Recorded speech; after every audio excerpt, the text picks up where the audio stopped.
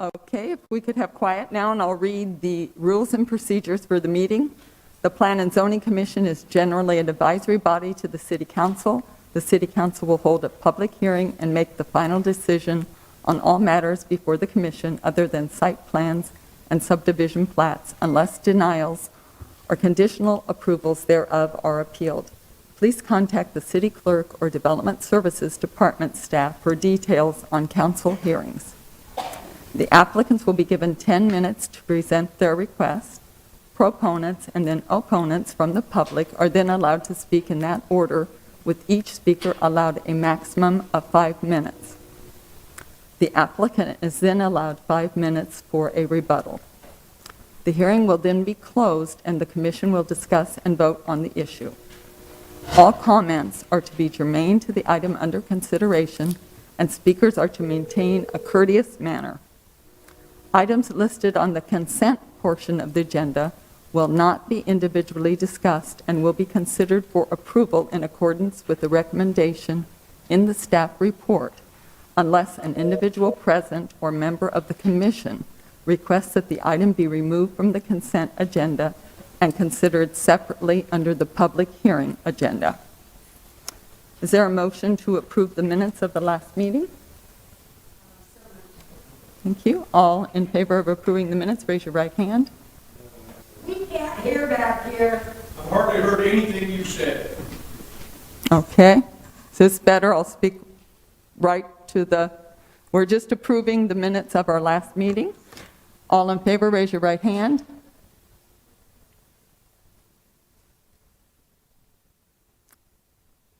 Okay. Well, oh, one abstention. Okay. Sorry, 2 abstentions. 3. So Johnny and Will, and Do we have any? Greg and Chris online, or just Greg? Chris is not there, and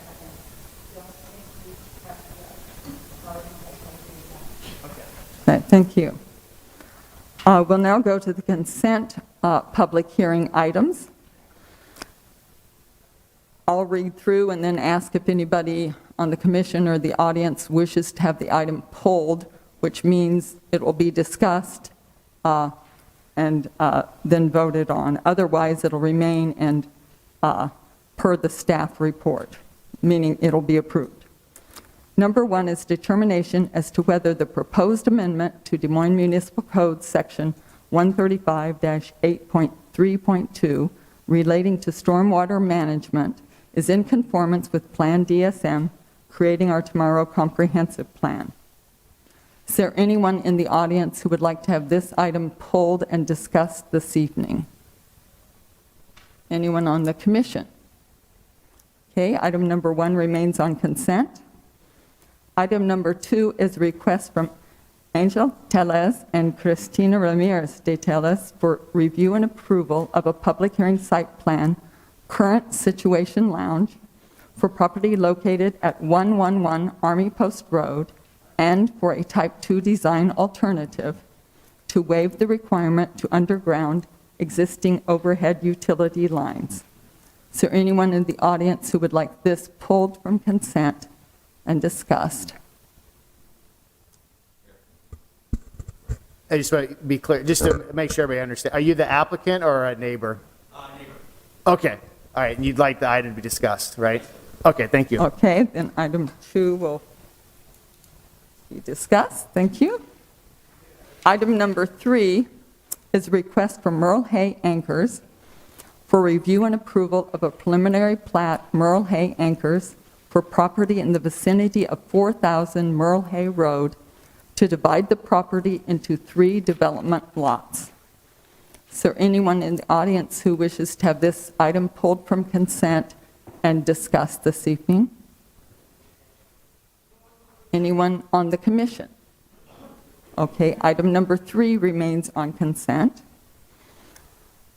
Item number 6, the applicant is in agreement with the staff, and so it could be moved to consent unless there's someone in the audience who wishes to have it discussed this evening. And I'll read item number 6 is a request from Capital City Real Estate for review and approval of preliminary plat Philman preliminary plat on 1.74 acres of property in the vicinity of 1415 East 38th Street for development of 7 one-household residential lots along a new cul-de-sac from East 38th Street. Is there anyone in the audience who... You want, okay, it'll stay on the public hearing. Okay, is there a motion then to approve the consent agenda, which now contains item 1 and item 3? I'll move. Thank you, Emily. All in favor, raise your right hand.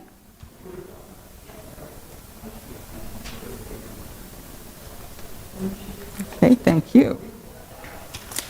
Okay. What was the vote count on that? 10-0. So I get, we'll go to item 4 then. Yes. Yeah. So item number 4, the applicant has requested a continuance until the January 20th meeting of the commission. I'll read this request. It's from Jessica Segovia and Jesus Segovia regarding property located at 341 East Titus Avenue for a determination as whether requested rezoning is in conformance with Plan DSM, to amend Plan DSM to revise future land use designation from parks and open space to low-density residential, and to rezone property from N3A Neighborhood District and F Flood District to N3A Neighborhood District to allow expansion of the existing one-household residential dwelling to include a deck and swimming pool. Is there anyone in the audience that was here to hear this, because the applicant is not here to present it? Well, if the commission is going to continue this, we shouldn't open it up for discussion. That way, comments are all, everything is on one record. So without, the applicant is asking to continue it because they're trying to work with an engineer to gather more information to come back.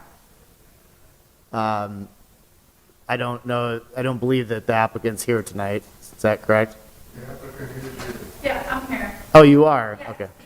Okay, I'm sorry, we got an email from you recently, so I thought that was, you were sending that in place of your, Yeah, I apologize about that. I got caught up on work and I didn't realize I had gotten that email, so I didn't respond Okay. in time. that's okay. If you're going to speak, we need you to come up. Can you just come up and, you'd like to continue it, right? Because you need more information. All right. Yep, I like to continue, yes. So if there's anyone in the audience, you would come back, if the commission approves the continuance, you would come back to the January 20th meeting, where it will be discussed by the commission. Is that okay? Yeah, Okay.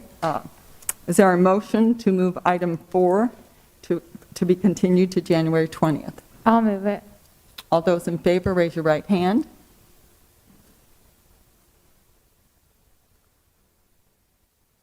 Okay, and thank you. So that item will be discussed January 20th.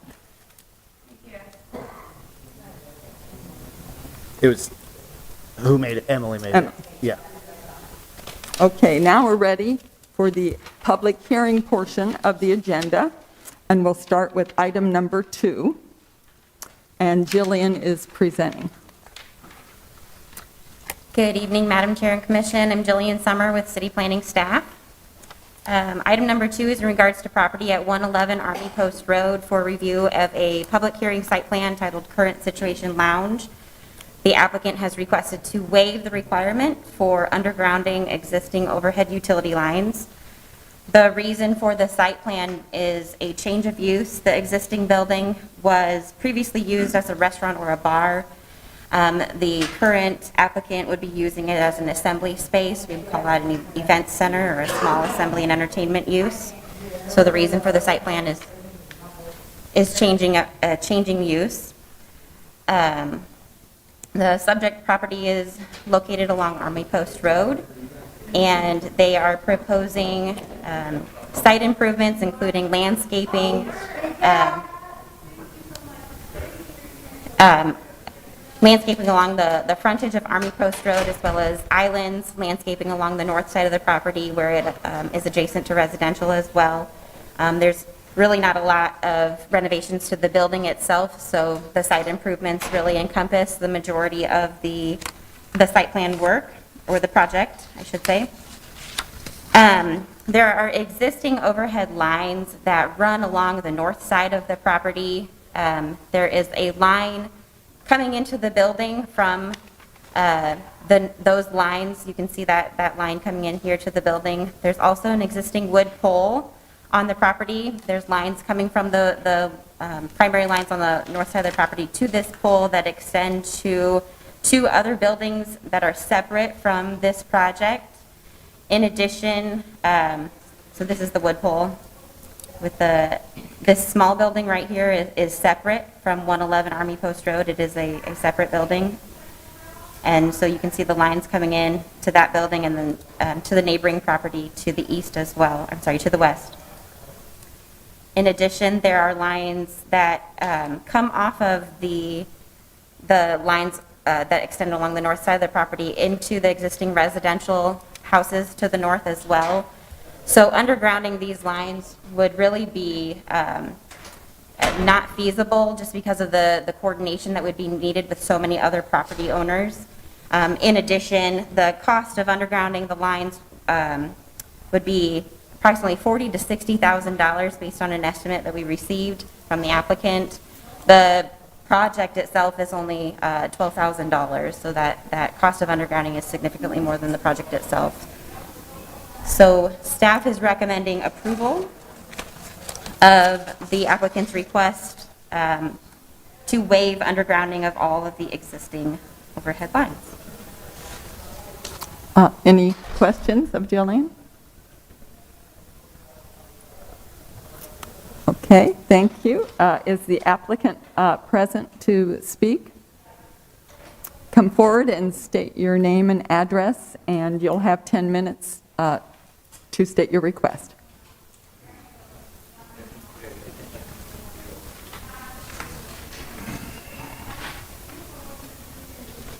Yeah, go ahead.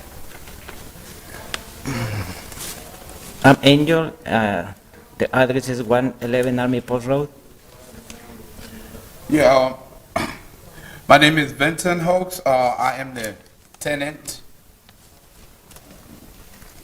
Yeah, so I rented this place in July of 2021, but we were planning on an official opening, but we were, told that we need to bring most of the building to city code. So they shut us down since July, and so we've been closed for almost 3-4 months. But right now we hired a planner, and we pretty much did everything they asked for. So we are, we did some estimate, which cost almost $60,000, for underground, and we cannot afford that right now. This is a new business, and just want to bring business on the south side. This is, my only source of income, especially since I've been shut down for almost 4 months. It's been pretty tough. So this place is going to be used for an assembly space where I will be having mini baby showers, birthday parties, community events, and wedding showers, and high school graduations and so forth. So after all those estimates, and we were not able to afford that, due to the cost. So we are For requesting. instructions at any time, push star, then star. So we are requesting now that we, be approved and open for business, because it's been almost 4 to 5 months. You got anything to add? And this is the landlord. Okay, thank you. Yeah. Is there anyone else? You can return to your seat, and we'll ask if there's anyone else present who would like to speak in support of this request. If not, is there anyone in the audience who would like to speak in opposition to the request?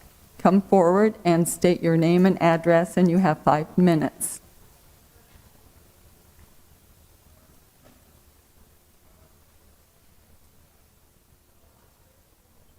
I'm Bernie Wysong. I live at 111 Lally, which is directly north of that.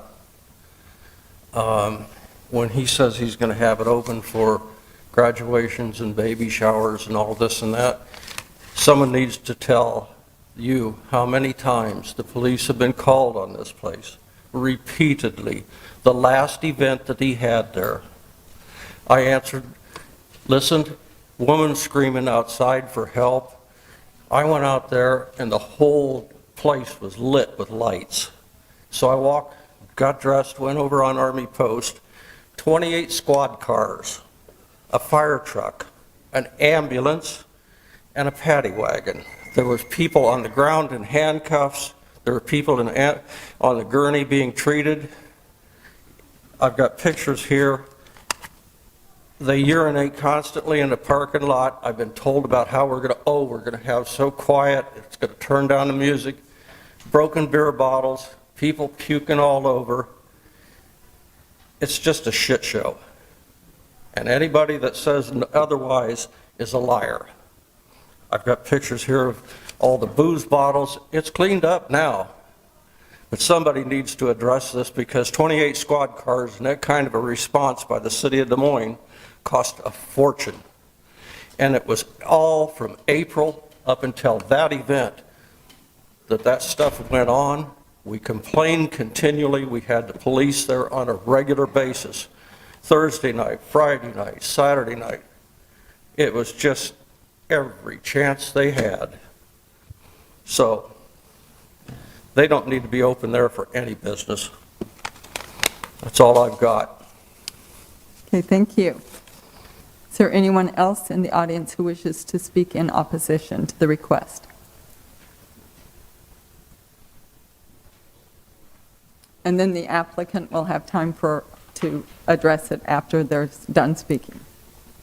Charles Verplew. I own an investment property at 108 Lally, right next to 111 Lally, directly north of the property. Just to kind of reiterate what Bernie had said, or what David said, just some concerns. I don't know what the scope of the discussion is today, but also some concerns from our tenant of just consistent,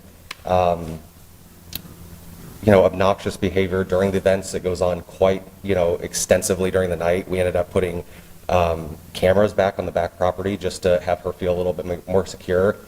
The police are called multiple times, and every time they come out, they say, just keep calling for noise ordinances. And then, like was mentioned previously, the larger events, they tend to get escalated. So we've had everything from personally visualizing, and then obviously from photos from neighbors as well as my tenant, of just the littering and the beer bottles. We found, needles and stuff that gets thrown over the fence, and they're just obviously just really obnoxious events. Obviously, as they had stated with some of the, community birthday parties and stuff like that, absolutely, we definitely encourage that for the neighborhood. But the lengthy events at night that go well into the night, for that area of neighborhood is just a little concerning to us. Okay, thank you. Is there anyone else in the audience who wishes to speak in opposition to the request?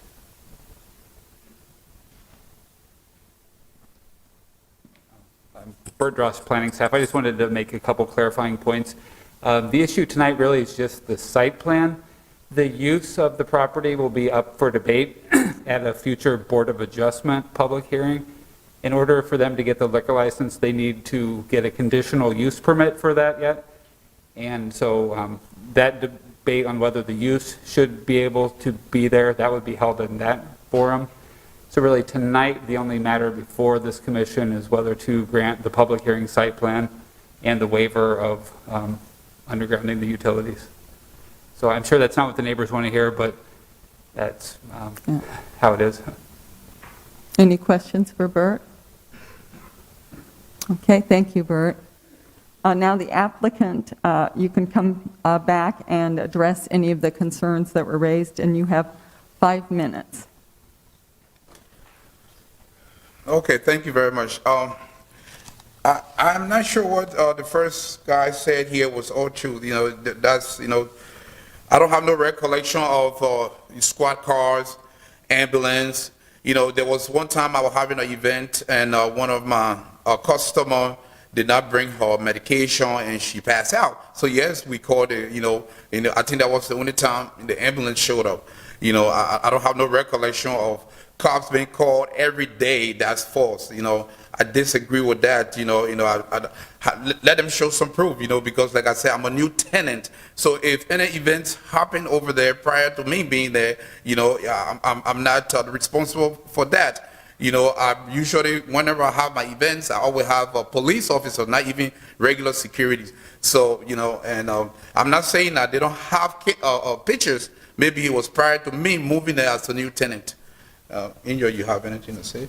Yeah, what about the other guys, the motorcycles? Okay, yeah. So we do have another building adjacent this property. Those are bikers. They do have events.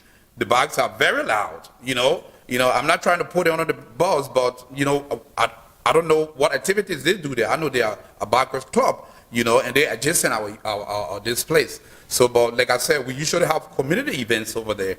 So, and only one time I was there on the property, and we called the police because this girl, left her medicine. She didn't take her medication. So yeah, so you guys should please take that into consideration as well. And there is also a convenience store and a liquor store on the other side. Yes, and and like I said, I'm a businessman. This is a new business. I'm trying to bring business on the south side. I'm following all rules and regulations. This is how I feed my family. And I'm ready considering this. Thank you. Thank you. So at this time, does anybody have any other questions for city staff before we close the public hearing? Okay, so now it's up to the commissioners to deliberate.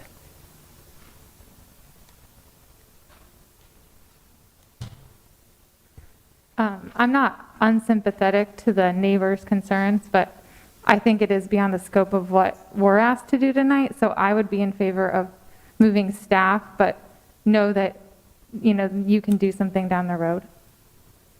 Okay. Thank you. Any further discussion of the motion?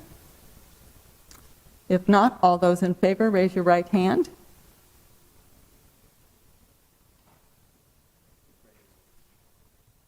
And Greg, you're on? Yes. Okay. Thank you. Okay, so now we're ready to continue the meeting with item number 5. Which is a request from Mid-Eastern Council on Chemical Abuse regarding property located at 3451 Easton Boulevard for A, determination as to whether requested zoning is in conformance with Plan DSM, B, to amend Plan DSM to revise the future land use designation from low-density residential to neighborhood mixed use, and C, to rezone property from N3A Neighborhood District to RX1 Mixed Use District to allow the expansion of an existing outpatient rehabilitation facility. Thank you, Madam Chair, and members of the Commission. Sreyoshi Chakraborty with the Planning Department. So the item before you for your consideration is a request for rezoning of a property at 3451 Easton Boulevard. The applicant is requesting that the property be rezoned from N3A Neighborhood District to RX1 Mixed Use Neighborhood Mixed Use District. The reason for the request is that the applicant is looking at a expansion of the existing facility, and the existing facility is an outpatient rehab facility, Prelude Behavioral Services.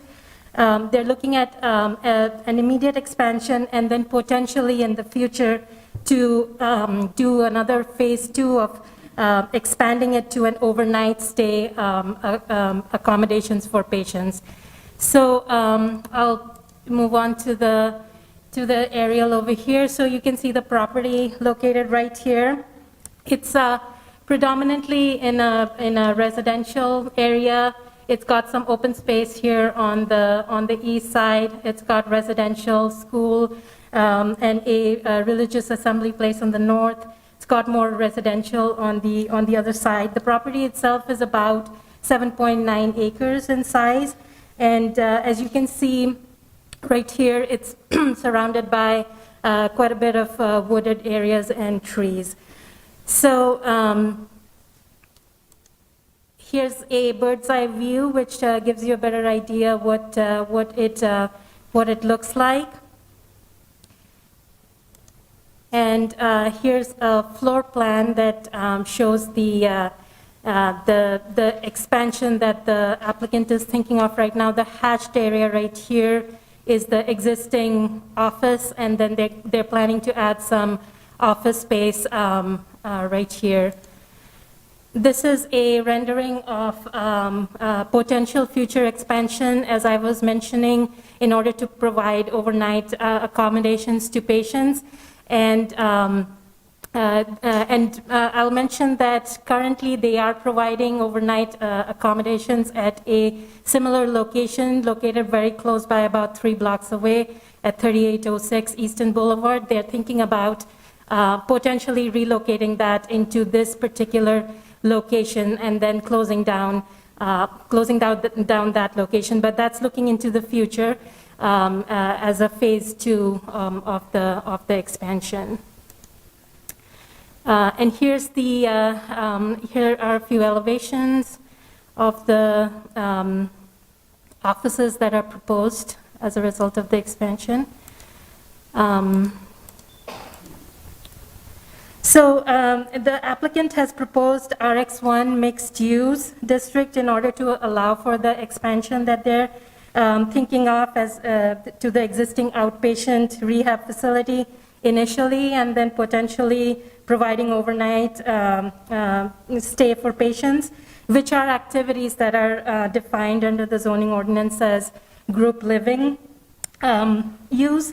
So staff believes that the RX1 mixed-use designation is compatible with the uses and the aesthetics of the current site as well as the surrounding neighborhoods.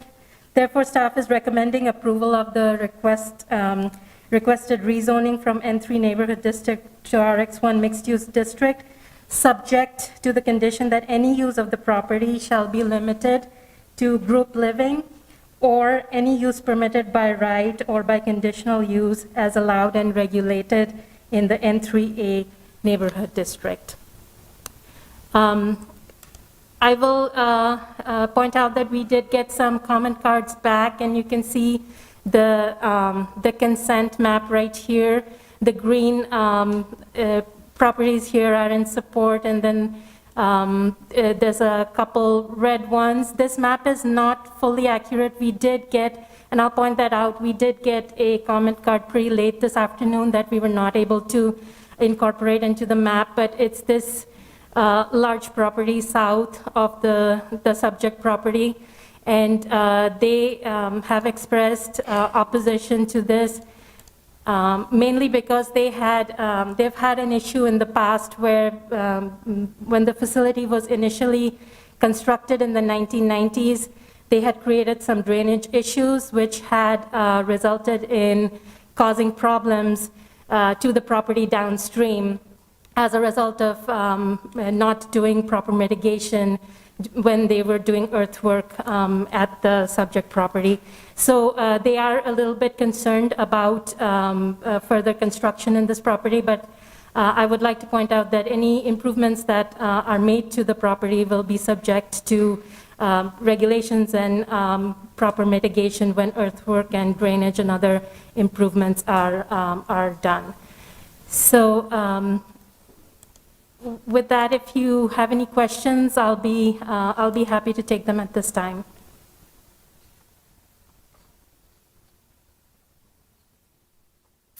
Okay, thank you. Is the applicant here to speak? Please come forward, state your name and address, and you have 10 minutes.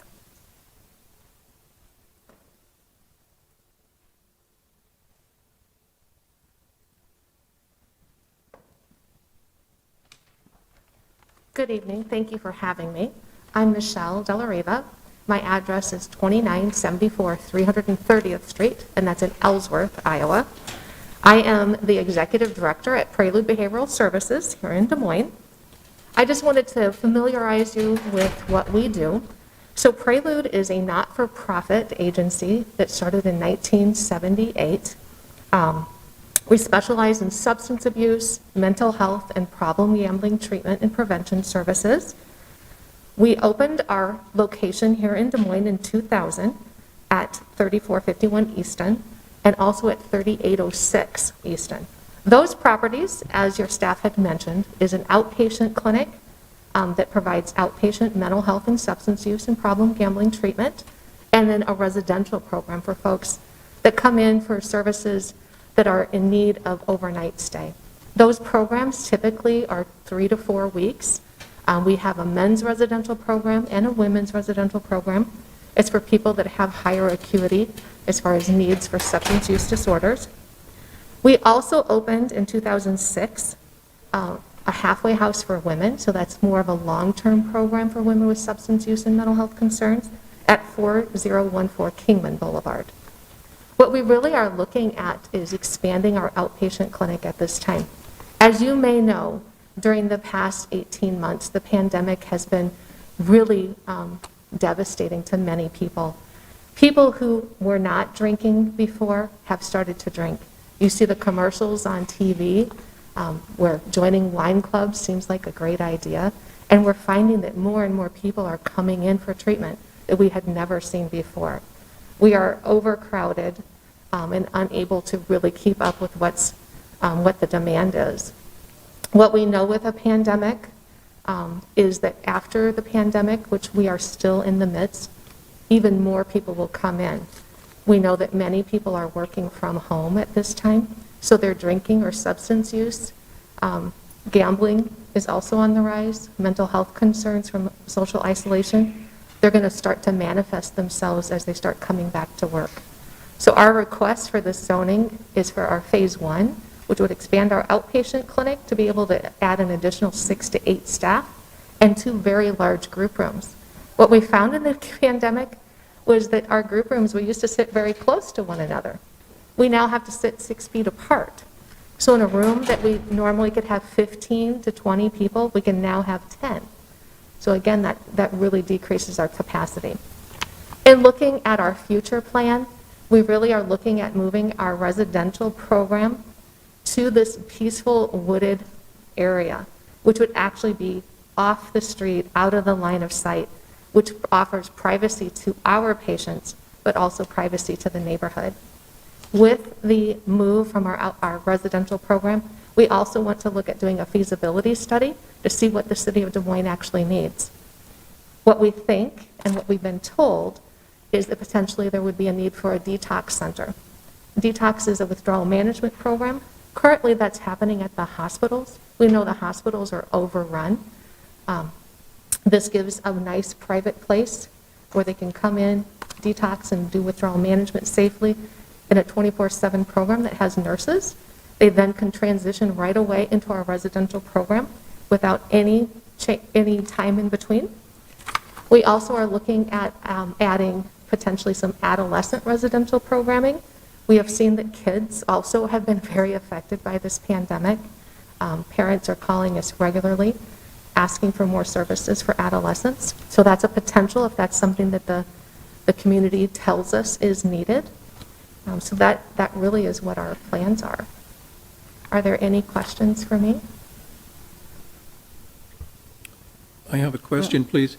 Yes. Could you tell me the number of existing outpatients and then your projected number after the expansion of the outpatients then and also the overnight patients that you would be having?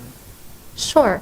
So on a typical day in our outpatient program, we typically are seeing 30 to 40 people that come in every single day, with an addition of 8 additional staff if we're able to find them. That would really look at moving that to more like 50 to 60 patients each day.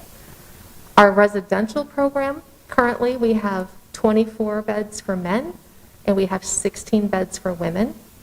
That program would not change in size, so we would still have 24 beds for men. We might go to 18 beds for women, so maybe 2 additional beds. So that would add 2 more people on site.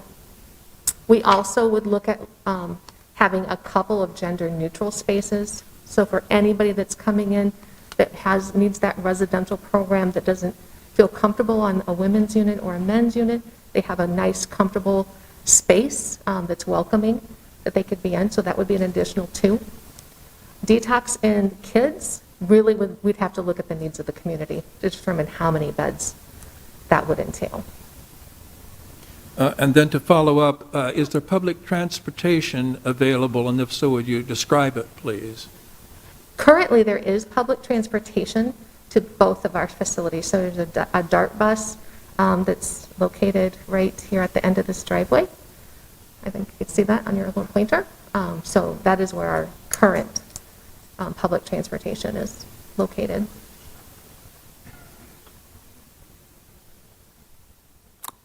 Have you held any meetings with the neighborhood association? We did host a meeting with the neighborhood association. We had 4 individuals that attended. They had some really great questions. Many of those questions are the same ones that Will just asked me. So they wanted to know how many beds were there, how many people currently come every single day. They had questions about kind of the success rate of people that come in for substance use treatment. We had a discussion about people that are diagnosed with chronic recurring conditions. So as we know, people that are diagnosed with chronic recurring conditions, such as diabetes, heart disease, or substance use, there's a wide array of compliance with those treatments. When you're diagnosed with something that's chronic and recurring, sometimes you have a difficult time staying the course. What we do find is 60 to 65% of the people are able to stay the course. So a diabetic will come in for treatment, take their medication, diet and exercise about 65% of the time. The other percentage of the time, they don't do those things. Then they need to come back in for an additional treatment. Someone with a substance use disorder has the same chronic recurring condition, will have the same path. Any other questions? If not, thank you. Yeah, thank you so much for having me. Is there anyone else in the audience who wishes to speak in support of this request? Please come forward, state your name and address, and you have 5 minutes.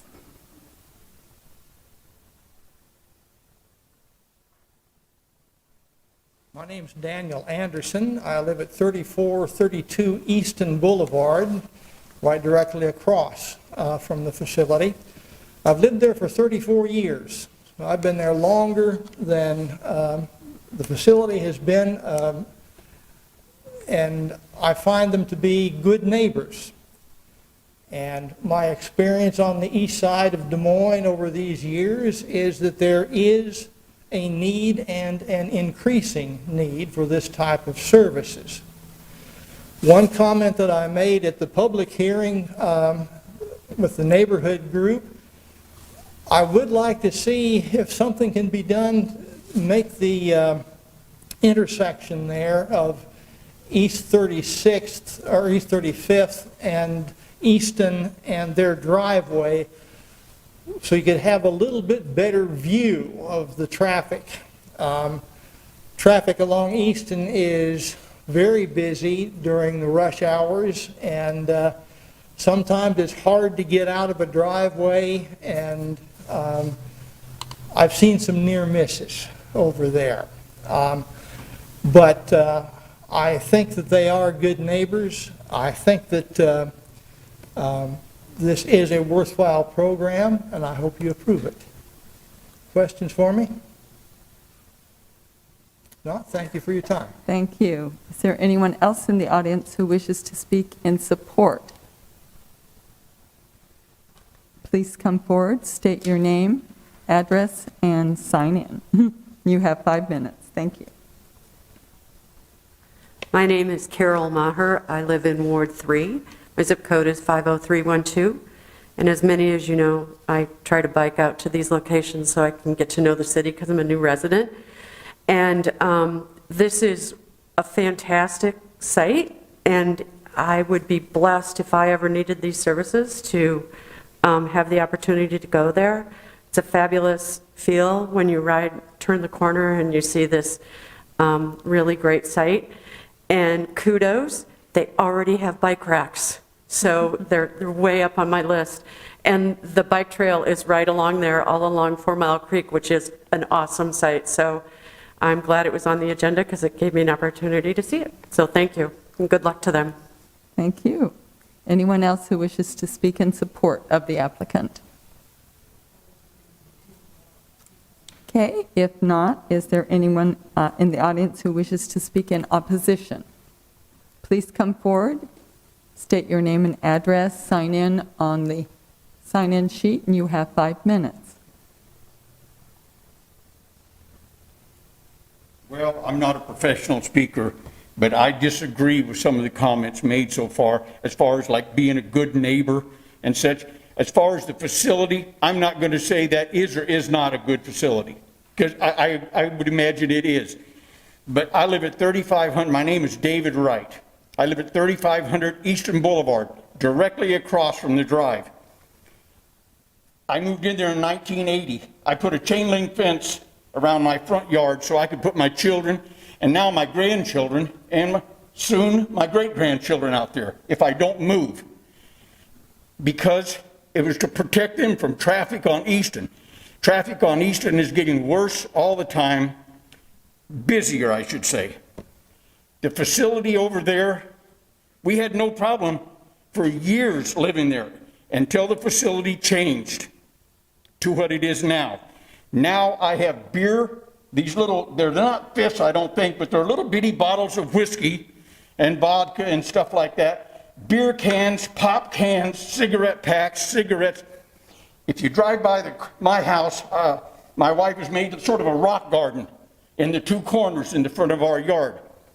We have found cigarette butts in there and these bottles that I'm telling you about and such, and a hypodermic needle. I wish I had taken pictures. If I'd have known something like this was going to come up, I would have taken photos of these so I could have flooded you guys with them.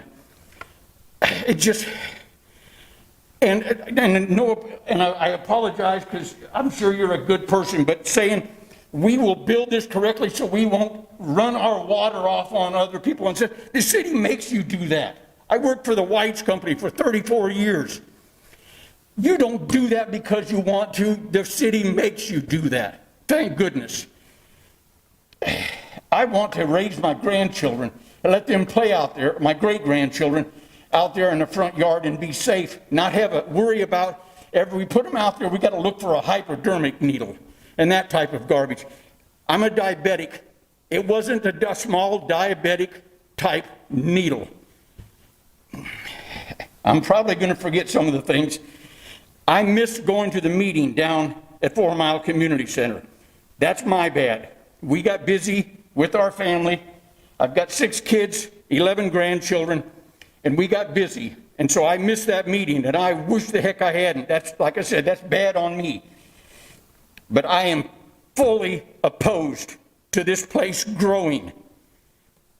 The bus stop, I think I said this, but the bus stop is right on the corner of our property. So all they have to do is just this, and their cigarette butts go in our rock garden, whatever they have, and they can get rid of it. 2 weeks ago, we had it's just a plastic bench that 2 people can sit in comfortably, 3 people if they're not big people like grandchildren and that type of thing. We had it out on our patio beside our house along 35th. No, we come home, my wife came home, it's out at the bus stop. Somebody come into our yard, took our bench, and put it out there. It's just impolite things like this that I'm just totally against it. Can you think of anything else that I've forgotten, honey? Okay. Okay. And I apologize. I wish, because I had more to say, I'm sure, but just thank you for listening to me. I'm totally against it. Because more people are going to be there, And the big thing is the bus stop and throwing things into our yard. It's garbage. Thank you. Is there anyone else in the audience who wishes to speak in opposition?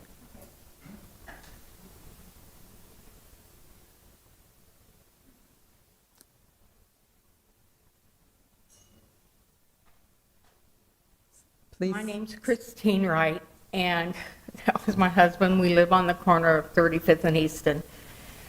And another thing that's going on, it's because lots of times it's not till 7 o'clock at night. And I don't know if they close or something's going on, but that's, because you could say, well, it can be anybody coming to that stop. No, it's all the time. It's been all the time for many, many years. And when they first changed it, when we've been there for a long time, but it used to be a doctor's office. When they were going to change the zoning so they could have a center, outpatient type center go there, we were told this won't happen, this won't happen, this won't happen, this won't happen, and it does. Right now, another concern is they're talking about the bike trail. That's wonderful because I'm a bike rider too.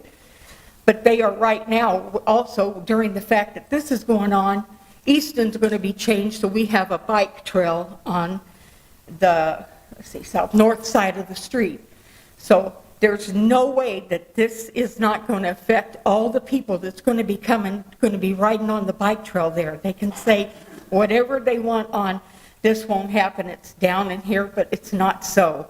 You have to live in an area to see what actually happens in that area and what has changed from the time that they had started having their center there. Do I think that there's a lot of people that need care and that COVID has caused all kinds of people to be more dependent on drugs and alcohol? I agree.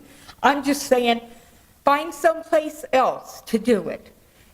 And if you look at, they're talking about the residential, take a look at there's a lot, but a lot of the homes are renting, they're renters' homes and stuff like that, and kids coming in and out. But yeah, I think that's about all that I had to say about that. But the traffic is a big deal. 4 times we have had vehicles come through our fence.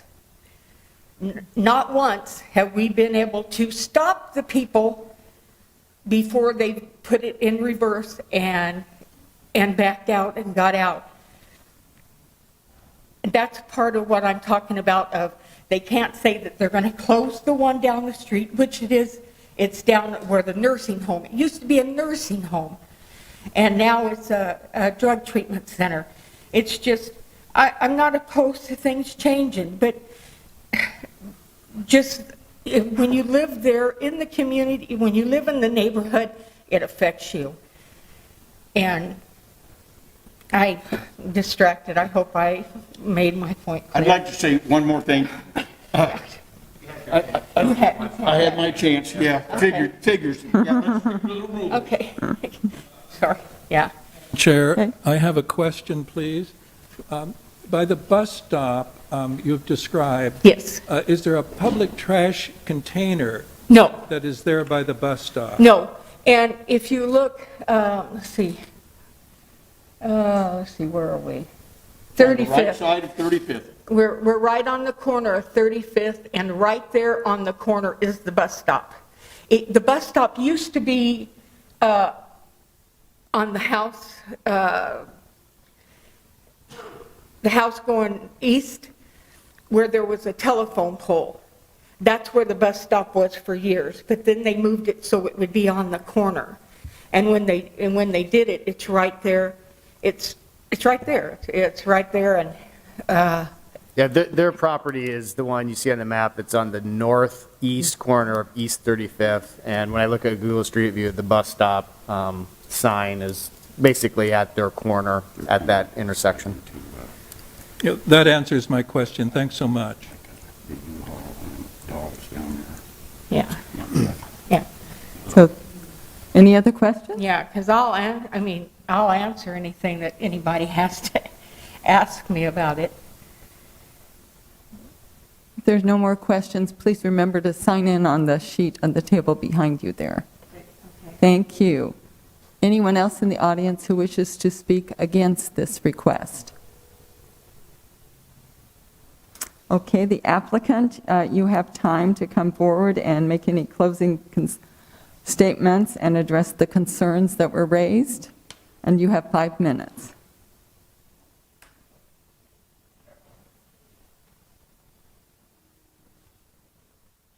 Again, thank you for this opportunity tonight.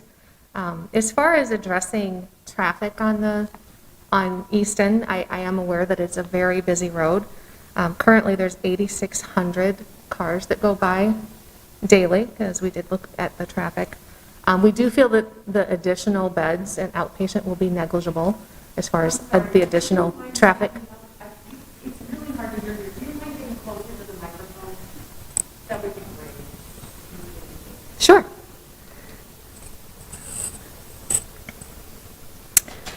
And as far as cigarette butts and things like that, that's certainly something we can look at.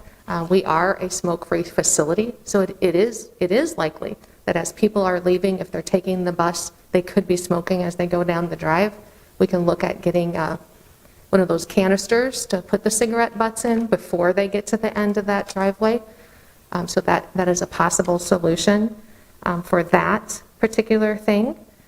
And again, really the traffic, I don't think will really be much different with moving our facility from one location to the other. Thank you. Is there any other questions for me? Okay, if not, thank you. Yeah, thank you. And commissioners, do you have any further questions for city staff before we? Madam Chair, this is Greg. I have a question. Okay. Question for staff. Do you know if there's been any complaints to the zoning enforcement officer, or have there been any complaints to the city? I'm Greg, this is Bert Drost with planning staff. I'm not aware of any complaints. I know they came forward a few months ago proposing their expansion, and at that time they were directed that the rezoning would be needed to establish the use, because right now it's actually zoned N3A, which is a one-family residential district, and they were told at that time that they would need to rezone before they would be able to submit a site plan for consideration. But I'm not aware of any complaints because... Thank you. Yeah. Any other questions? If not, we'll close the public hearing and have deliberation from the commission. I'm sorry, if I could, I did pull up in our database, our tracking system, that if a formal case would have been started to be in here, and I do not see any cases. Just wanted to share that. Thank you. Thank you.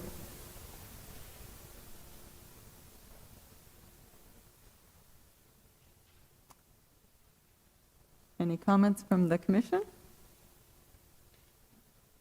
Madam Chair, the presentation by the two people in opposition raising the concern about trash resonates with me.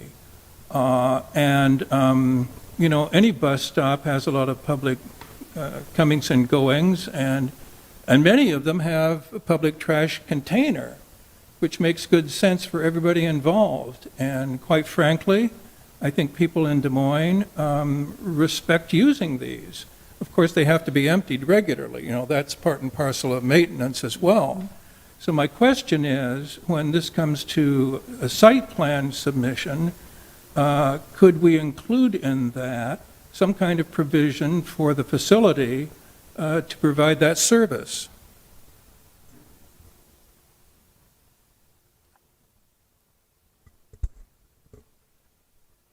You know, I would have to defer to Glenna if that could actually be a zoning condition. I think from a zoning condition standpoint, maybe an opportunity would be the offer of providing their own trash receptacle facility, you know, option at the end of their drive that they would maintain. That could be a zoning condition, and then we would require that through the site plan. As far as having them maintain a trash that's off-site across the street, That seems, I'll turn it over to Glenna. She's, This is Glenna Frank, Legal Department. I agree with Jason. I think that the zoning condition could be required on their subject property.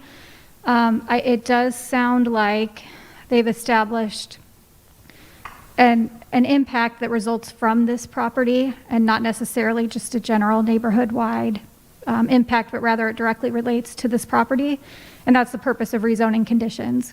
But again, it would need to be something that was on this site, and it could be, a garbage receptacle or a canister, as was mentioned. It would be okay to include something like that as a rezoning condition, and even to reference that would be included in the site plan as well.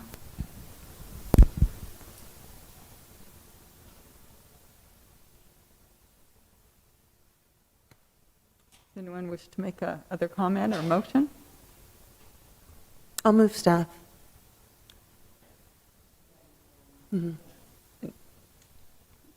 So there's a motion on the floor to approve staff.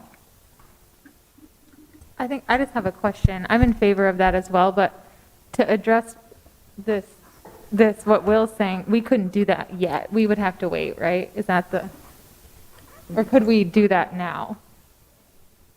yeah, you could add that to the motion if you wanted to. You mean it would have to be continued? Where we asked you guys to continue for zoning conditions is where we maybe have a lot of things that we're looking at, and staff needs to go back and do some research, and it's a little bit abstract. And we've, particularly if it's an item we've recommended denial of, and this is very singular, and there's just one condition. I think we could go ahead and make it as part of the motion, move forward. Okay, I'll add that friendly amendment, if that's fine with you, Carolyn. I shall accept such. Thank you. Yeah. Okay, there's a motion on the floor, which includes the condition to provide the applicant to provide their own trash receptacle and to maintain it. And this would also be included then in the site plan. Okay, all in favor of the motion, raise your right hand. And Greg, how do you vote? Yes. Okay, yes. Thank you. Then the request passes, and we're ready for item number 6. And Jillian is the staff presenting.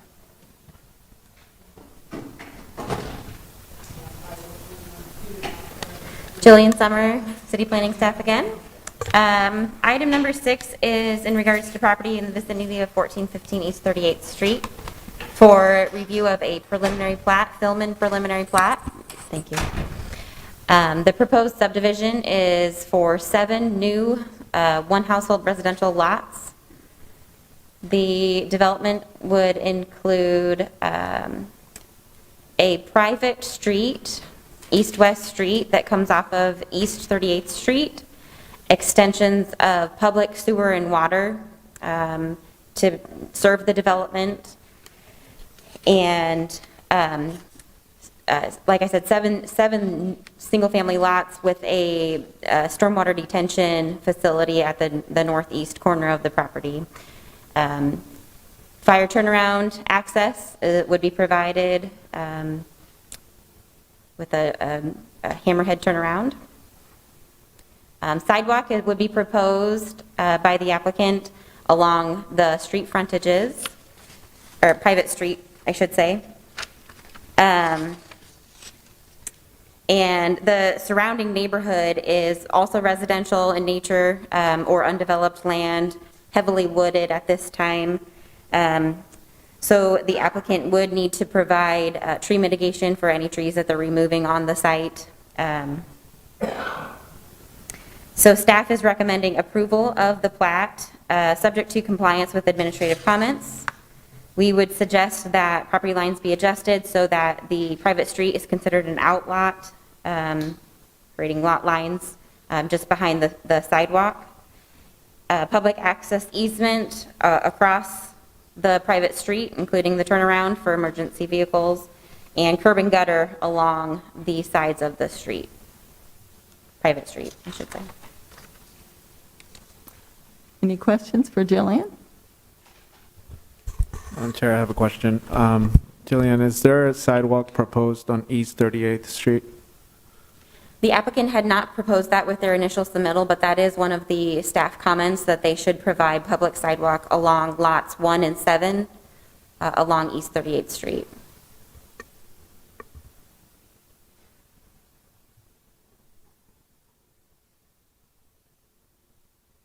Any other questions? Okay, thank you, Jillian. Could the applicant please come forward? State your name and address, and you have 10 minutes. And then please sign in on the sheet of paper at the table afterwards. Good evening, Honorable Chair, members of the Commission. My name is Wally Pelds with Pelds Design Services, 2323 Dixon Street, Des Moines, Iowa. Jillian did a very thorough job of explaining what the plat is. I understand there was a concern or a question about stormwater runoff to the east. I have actually very extensive knowledge of this property because as a kid I used to go there because, whether you guys know it or not, we're Latvians, and John Cursitis and the Cursitis family used to own it. It was a little farm. They had goats, sheep, and geese that would bite you. Also a small apple orchard used to be there.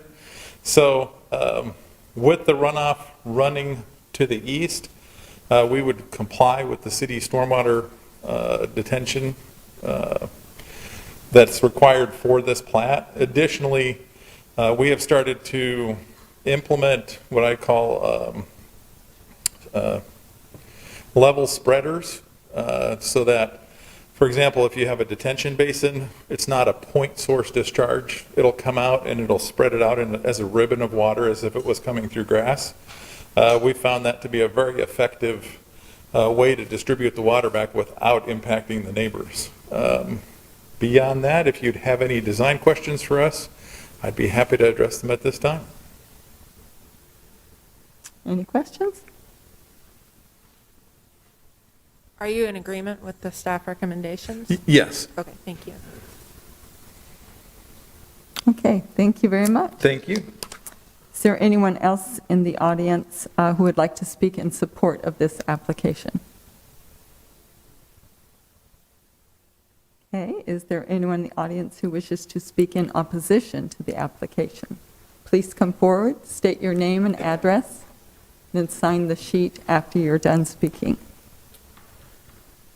Yeah, good evening. My name's Scotty Bear. I own all the property to the east of that, all of those lots there. And the main concern is, of course, the runoff. I actually have a couple printouts here to look at what we're looking at because it's hard to look at from the line. If I were to stand at the bottom of this hill with a 40-foot stick.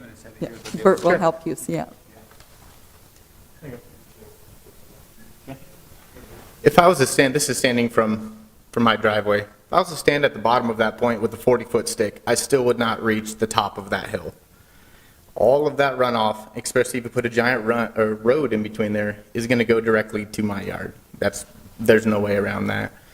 I'm on a septic system. There is no sewer lines through any of that. My neighbors to the southwest who are in this room do not have the sewer line. They are in a septic system also. All of that is collecting into my yard. I was trying to build a building down there where you see the trailer, and I was unable to due to the amount of runoff and erosion that's collected in my yard due to that whole hillside collecting. The elevation drop, like I said, is the main part, even from the back of the lot, from the west side to the east side, and also from both sides of the north and south. Here in this photo, we're looking to the west. So to the right of the photo would be to the north side, where they want to put the road for the turnaround for the fire trucks. I mean, that's like a sledding hill for your kids. That's not. How are you going to flatten that all out as to not run directly back into my yard and affect, my property and such?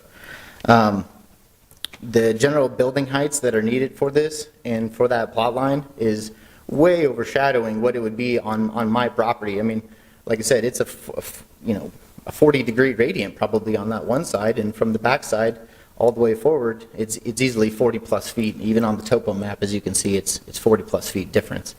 So unless you're planning on putting a giant retention wall that encapsulates my entire backyard for the sewer lines, for the drainage, for the retention walls, for the road to stay up, And you're telling me that none of this new construction is going to affect my property?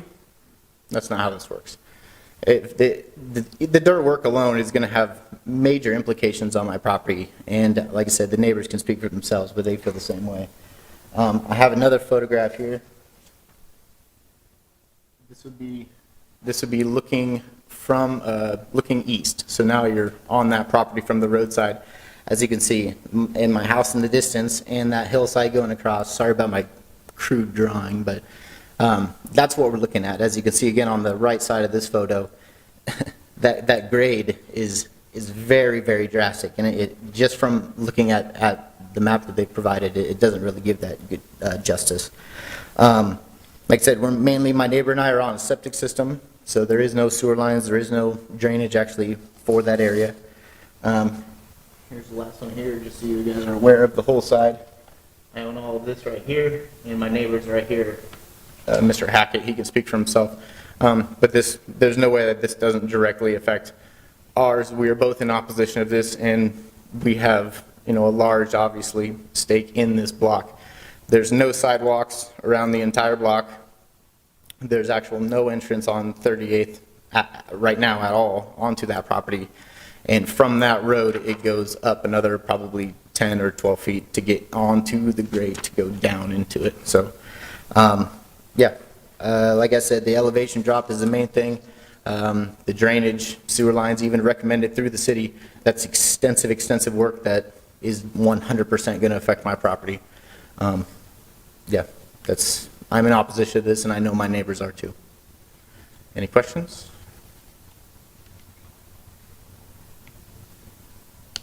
Okay, appreciate your time. Thank you. Thank you. Anyone else who wishes to speak in opposition? Please come forward, state your name and address.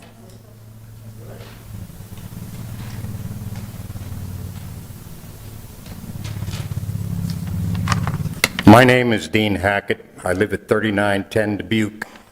I didn't bring any slides to help you with here, but if you have the black and white copy of this, my property is the one directly south of those two lots. I have two lots directly Sir, we'll south. go ahead and have you put that on the camera.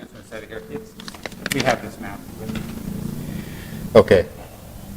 These two here are my lots. I'm right on Dubuque. And in case the folks here aren't familiar, this area is called Gray's Woods. Woods as in, trees, forest. That's the reason we bought there. Because it's forest. It's woods. It's isolated. It's beautiful. But the picture doesn't show how many trees will have to come down. The picture doesn't show the grades. To the left side of the picture, this is across East 38th. You see 1, 2, 3, 4 lots, and then you see all the houses lined up along Indianapolis. Those 4 lots are not built on because it's a steep hillside. The wind comes across that steep hill down into the valley. My house over here is up on a hill. But what you can't see is from my house, it slopes radically down. We have a ski slope. The kids love to toboggan, snowboard there, because it's a big hollow. And the hollow goes, and then it goes into the property to the north, which is at issue right here. But we have no storm sewers. This whole Gray's Woods, no storm sewers. The water drains across Dubuque, up here in this area, through a culvert under the road.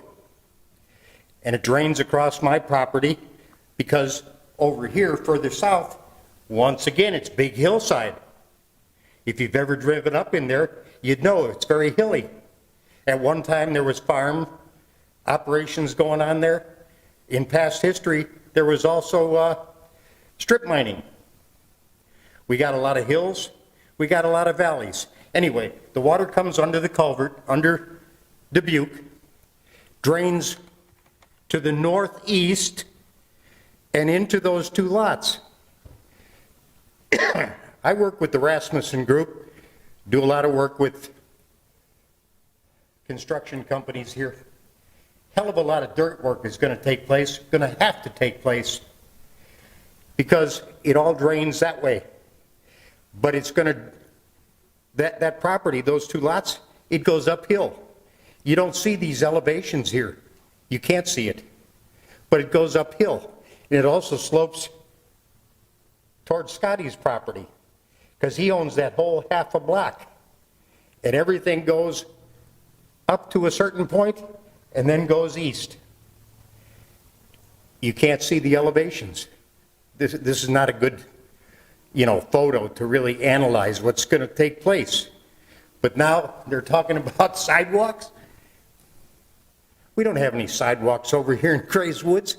We got Dubuque, which is the alternate road to cut across from East 33rd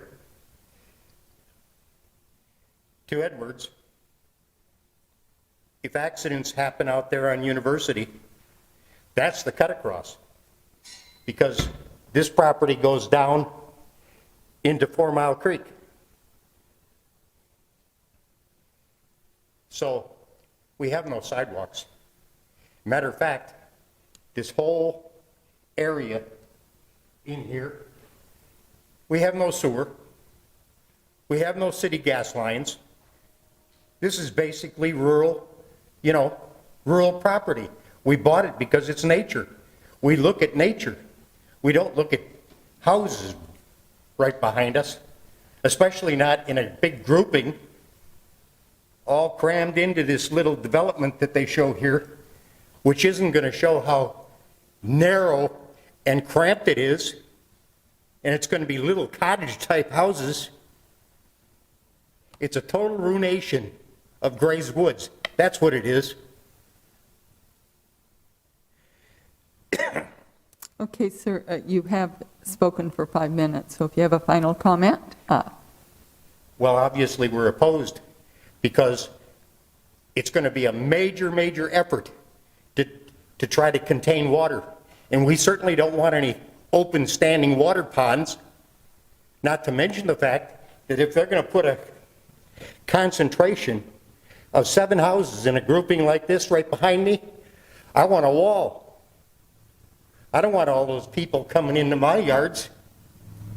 I got recreational facilities like volleyball net, basketball, teeter-totters, a merry-go-round for the kids. I need a wall. Okay, sir. Well, thank you very much, and please sign the paper on the table there, your name and address. Anyone else who wishes to speak in opposition to the request? Please state your name and address, and you have 5 minutes. Okay, my name is Paul Berenson. I live at 3840. That's the one right there. Okay, I also spoke to the residents here and at 3753 the Burrows about this. And as they've said, I mean, the slope issue is just, I just walked over there just a second ago. So you're walking up that street. You walk up this street right here. I mean, you got to go, there's like a huge berm right there. It goes up, then it goes immediately down. The slope is just really incredible over there. And the amount of earthwork and everything, there's no room for sidewalks. There's no room for any of that. And also, that is kind of the reason that we bought it, the Grays Woods. We've lived there for a little over a year now. And my wife loves that street. That's the street that she chooses to drive down when she comes home. Because there's the trees there, there's the woods. The Burrows at 3753 mentioned they're enjoying the deer that come back there and the wildlife and everything, and just the rural nature of the area, just everything. Other concerns would be, for instance, the traffic. 7 more houses. would represent, I don't know how much more traffic, but probably a lot more cars. There's no street parking where the car is going to stay. Is there going to be room for them there in their driveways? Other issue, of course, is the water drainage. Another issue that was brought up would be fire safety. With the houses crammed, like right up on each other, really like that, if one of them were to catch fire, then of course it would be able to easily spread everywhere. Taking out all the trees, the wildlife and the nature is a very important part of that neighborhood. And there's a lot of kids that play on the street, especially this Indianapolis street right here. I mean, we have kids from here all the way down, skateboarding, playing, riding their bikes, everything, going all around. Just with increased traffic, I think there'd be some safety issues there, and it would just, it wouldn't be good for the whole neighborhood. Maybe some other concerns would be, just how the community is there now. I think it just doesn't really make a lot of sense to try and put it in. You have to get on the ground, kind of walk around there and see. Of course, I know that there's concerns about housing. Maybe there's not enough houses for people, and making more houses can kind of help with some of these problems.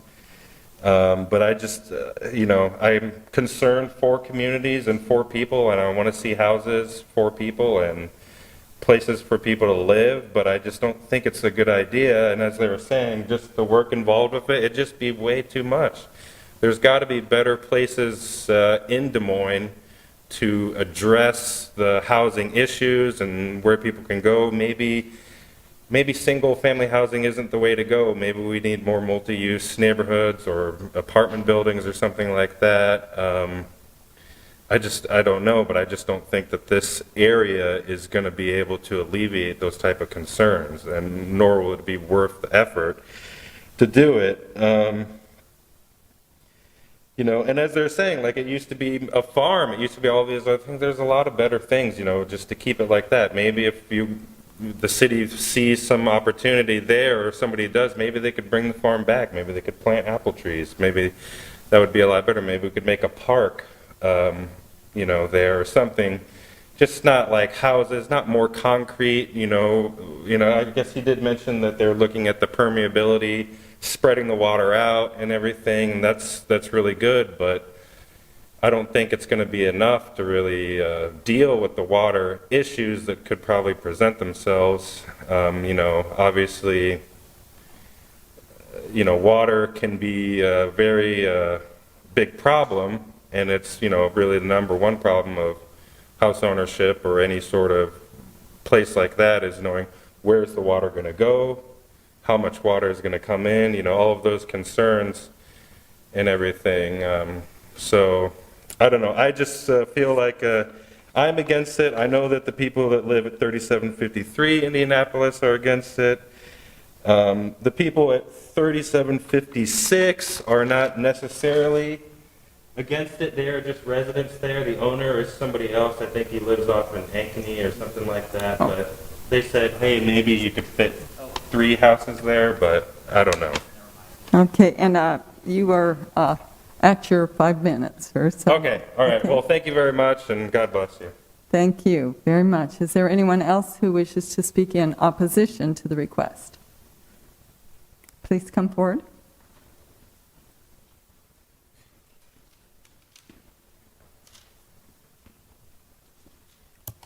Hi, Carol Maher, Ward 3, 50312. I rode by this property, and yes, lots of hills, and I couldn't figure out where the houses were going to go because the slope is tremendous. And I know residents have problems with sidewalks, but they also mentioned that the 38th Street is a slope. That's really more reason for sidewalks if people are going to be walking on there and cars are going to be cresting that hill, especially if there are lots of kids. I'm a believer in sidewalks. I know some of you are as well. And the previous speaker talked about perhaps different use than single-family homes. I was also wondering if this is an opportunity for us to throw a coach house in there, or maybe 2 flats, because we know that that's the latest push, and we do need housing. So I don't know the size of those lots and if they're available for something like that, but it was just a thought that I had. And just because it always comes up, I was curious about the utilities. Will they be undergrounded? I presume new construction requires them to be undergrounded, the electrical? Yes? Or I can't ask questions, I understand. But I'm hoping that with new construction, the utilities will be undergrounded. There is an existing cable line that runs on the west side of 38th Street, which currently has branches over it, but I'm hoping that the electrical will be undergrounded for this new development. And I love that you get to name the street after yourself if you put it in. I think that's a good bonus. So, thank you. Thank you, Carol. Anybody else who wishes to speak in opposition?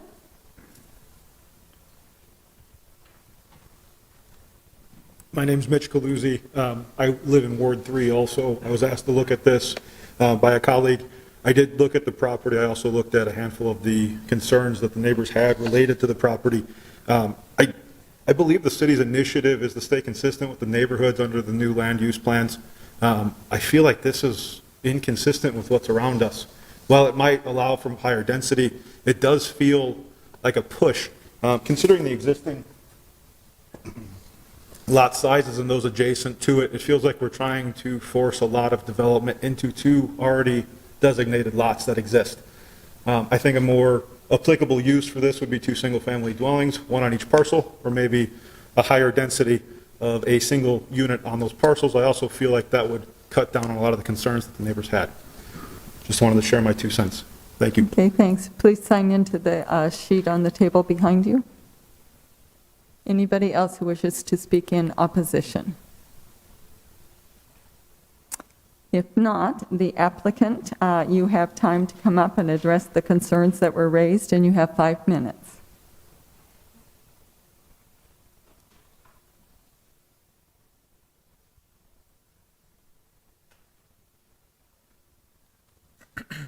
Good evening, Madam Chair. Wally Pelds, Pelds Engineering, excuse me, we changed our name. Pelds Design Services, 2323 Dixon Street, Des Moines, Iowa. A couple of quick concerns that were mentioned were the number of lots in a space. We kind of based this off what we saw on Indianapolis Avenue to the north. Neighborhood is not necessarily just one block, it is a neighborhood.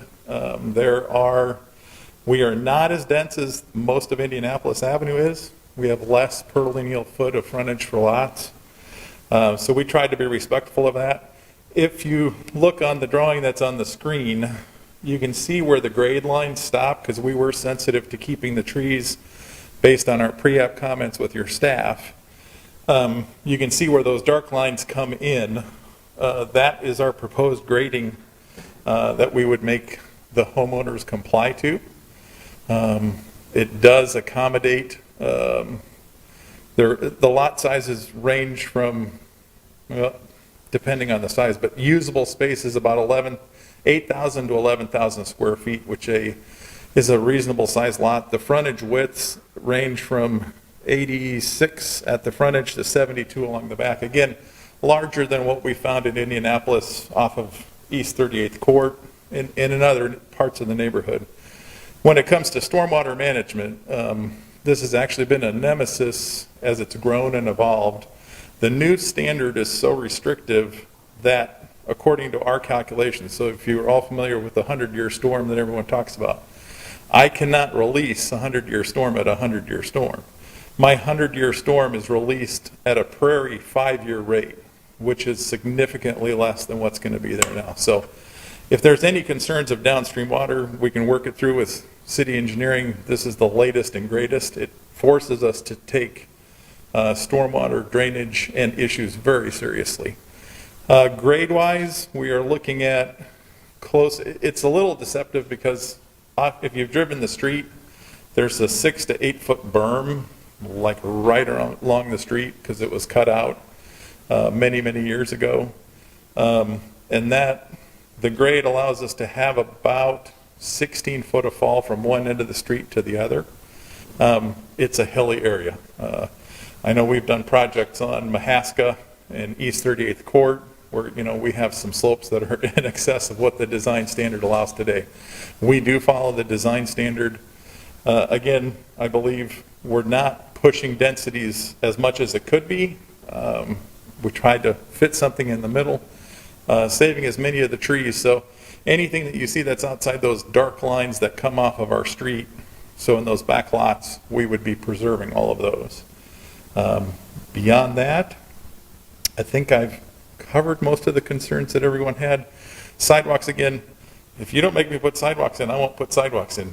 That's up to staff and what the regulations are, but there is a push for sidewalks, as we're aware of in the city, to get everyone connected, because if we don't do it, then the neighbor doesn't do it, and it's a propagating problem. So we understand that we do have to put sidewalks in. Beyond that, if you would have any more questions for me, be happy to answer them during your discussion period.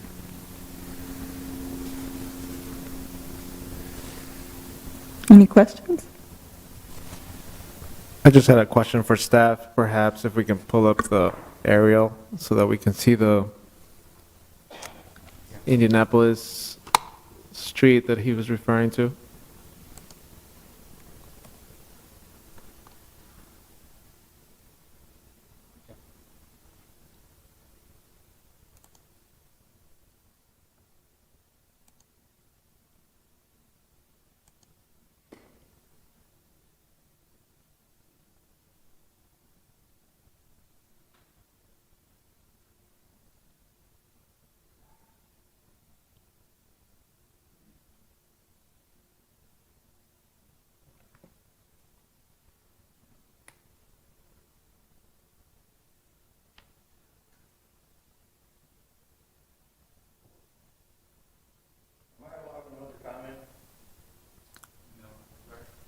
I'm sorry, not at this time. Well, it's too bad that we can't see the rest of Gray's Woods, because that isn't representative of Gray's Woods. Indianapolis is far away, not representative of Gray's Woods. We got it. You know that. Any other questions for staff? Not, we'll close the public hearing and commissioners have time to deliberate.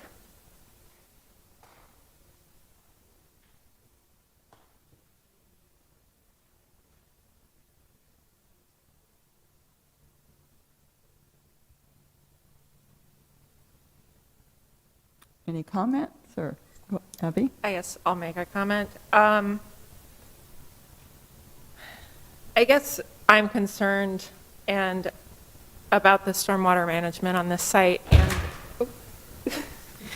I don't feel alleviated, I guess, with the presentations or with the information I got. I don't feel like those concerns were alleviated, and it does, to me, seem to be a little much for the property itself.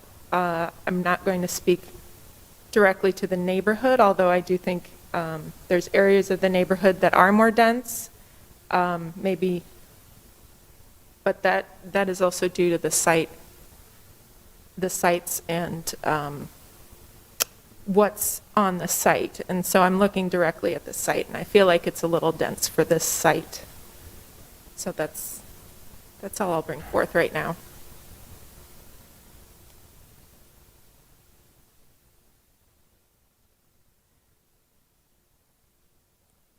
Any other comments, or does someone wish to make a motion?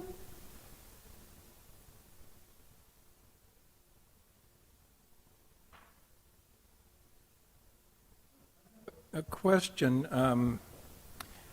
and my question has to do with the fact that this site that has various alleviations for the hydrology on the site is right next to one that lacks any kind of city stormwater system service. And I guess my question is, does the city engineer, when reviewing a property like this, take into consideration that there are different situations in terms of the public improvements or the lack of public improvements when designing a hydrology system for this specific, these specific two lots? Yeah, well, to answer your question, yes, the engineering staff that review these are going to look in the area around them, because lots of times they're giving the applicant direction on, you know, if there are facilities, can you tie into them or not? Do you have to retain the water on site? So they are looking at the bigger picture, where does the water go, and, you know, at the rates that can be released at. I don't know if that helps answer the question. It adds information to it. I tend to have a similar view from what my colleague here on the right has said in terms of the density that's proposed.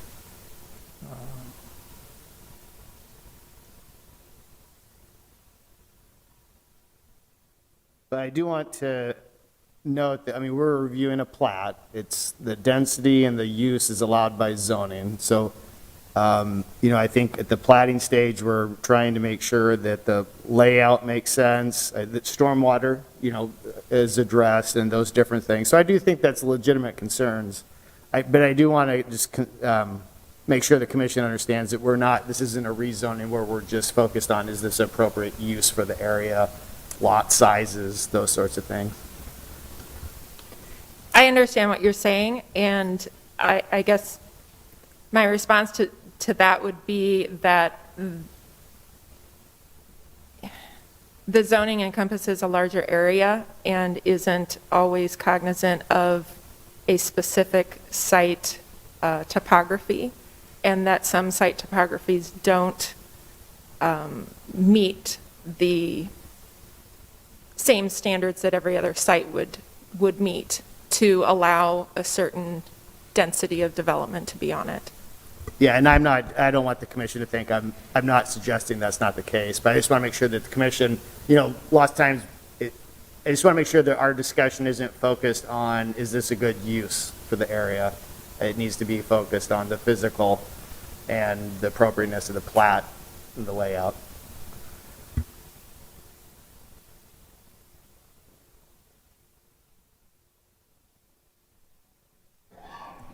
I have a quick question. The existing trees shown to remain, are the lot, like future lot owners required to maintain those? Kind of, you know, it's shown on the plat now, but like, does that carry through once somebody owns the individual lots?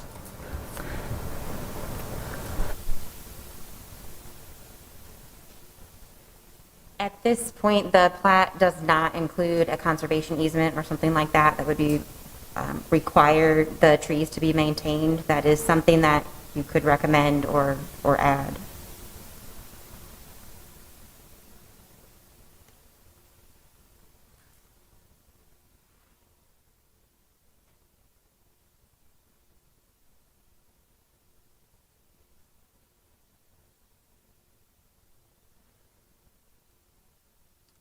Well, what's your wish, Commission? Anybody willing to set forth a motion at this time?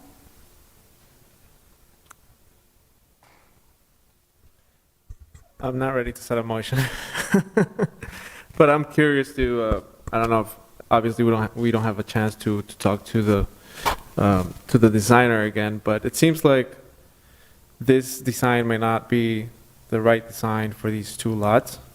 So part of my question is whether there's something else that has been proposed. Clearly, these two lots have been vacant for a while.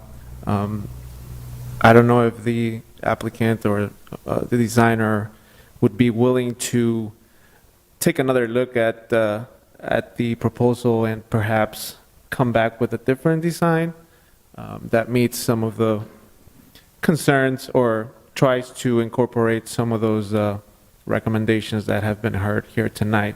And perhaps that's a preliminary plat that's completely different altogether, so maybe not even part of this proposal. But again, something to consider. 'Just wanted to throw it out there. I think, you know, I think the commission, you know, lots of times, it, as you know, the commission, you know, lots of times they're giving the applicant direction on, is this appropriate use for the area, lot sizes, those sorts of things. So I do think that's legitimate concerns. But again, something to consider. Just wanted to throw it out there. Yeah, I mean, if the applicant was inclined, was agreeable to a continuation, we certainly could do that. We would need to ask Wally what his thoughts are on that. The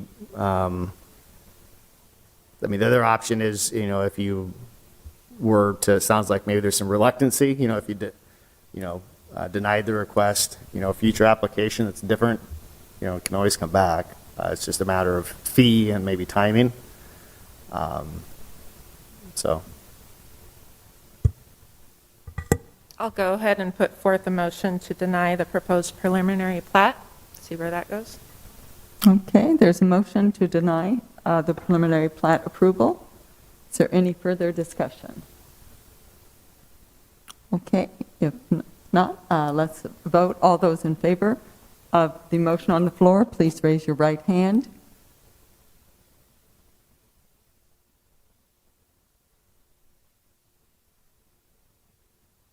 And Greg, how do you vote? Yes. Okay. So it appears the... We tend to write a shorter number of names. Could we get the hands of those that were opposed to the motion? So, Carolyn, Emily, and John. The motion passed. Motion passed, yes. Yeah. So the motion passed. Okay, so now we are ready for the final item on the agenda, item number 7. So thank you all for participating in the meeting. And Bert's going to present. Yes. Right. Madam Chair, members of the Commission, Bert Drost, planning staff for the City of Des Moines. Item number 7 is a request for a public hearing site plan and 3 design alternatives for the property at 1111 East Army Post Road. It is the former Sears department store property at Southridge, and it's being converted to a Genesis Health Club. So as I mentioned, there are 3 design alternatives requested for the site plan. Here's a aerial view of the property. You can see it's the easternmost former department store within the, I guess, reconfigured Southridge Shopping Center. You can see it does include a large sea of parking to the north of the building, and then some smaller areas to the east and to the south of additional parking. Here are some photos. This is from the north edge of the site, looking across that expansive parking north of the building. Here in the background, you can see the former Sears department store. Here's another photo looking north from the building, so you can see it's the former Toys R Us. It's now the Veterans Affairs or the clinic just to the north of this parking lot. And then here's a photo looking at the former Sears department store that would be converted to the gym. And then here is a photo taken from the southeast corner looking northwest across that expansive parking lot. And here at the left you can see the building. As I mentioned, there are 3 design alternatives being requested. They're best shown on this layout right here. I'll go through the 3. The first is they're asking for waiver of the requirement that they provide a landscape island for every 9th parking space. And that's requested for the parking lots to the north, east, and south of the building. Our current standards require 1 landscape island every 9th space, so that we have no more than 8 continuous parking spaces within a parking lot without an interrupting landscape island with a shade tree. The second design alternative that they're requesting is a waiver of the perimeter berm requirement. So they're required to provide a landscape berm along this ring road here. And that berm has its own height requirements of the berm as well as planting requirements. So they're asking for a waiver of that. And then the third design alternative that they're requesting is for waiver of the requirement that they provide 15% of the site as a tree canopy. So staff has taken a look at it, and in Part A, which is the waiver of the landscape islands, again, they're asking for a 100% waiver. They provided an analysis that indicates if they were to comply with the standard that's in the code, they would be required to provide 87 landscape islands. Staff is recommending kind of a meet-in-the-middle approach. We're recommending that they provide one landscape island for every 16 parking spaces. So it technically doesn't cut the requirement in half, but it would reduce it by about 40%. So in the staff recommendation, I mentioned that it would reduce the total number from 87 to approximately 52 landscape islands within the parking lot. And again, our recommendation would be that each of those 15 or 52 landscape islands have a shade tree. The Part B, which is waiver of the berm around the perimeter of the parking lot, staff does feel it's appropriate to use the existing landscaping that is there. There's no berm within it, but there are quite a few trees. But we have recommended approval of Part B, subject to provision of an additional tree, and we feel it would be best placed right here. If you can see where my mouse is, there's kind of a gap in the trees, so we feel that they could add one tree there. And then in Part C, again, that's the waiver of the requirement that they provide tree canopy representing 15% of the site. If the commission moves the staff recommendation in Part A, we feel or we believe that the tree canopy requirement could be met. So we've recommended denial of the request in Part C, just knowing that if the landscape islands are provided every 16 spaces, that they would meet the 15%.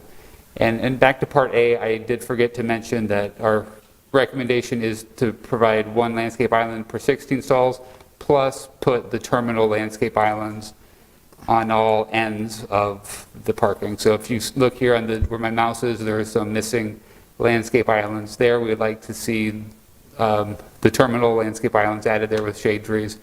And then here to the east of the building, you can see staff's also recommending some terminal landscape islands there as well. And then anywhere kind of to the south and east of the building, at the end of rows, staff's recommending the terminal islands. So, Barry, just sorry to interject. So if I could paraphrase, I want to make sure I understand, and everybody, that the recommendation is based off the notion that the lot to the east of the building to the south, there would be no intervening parking stall or islands. It would just be end caps.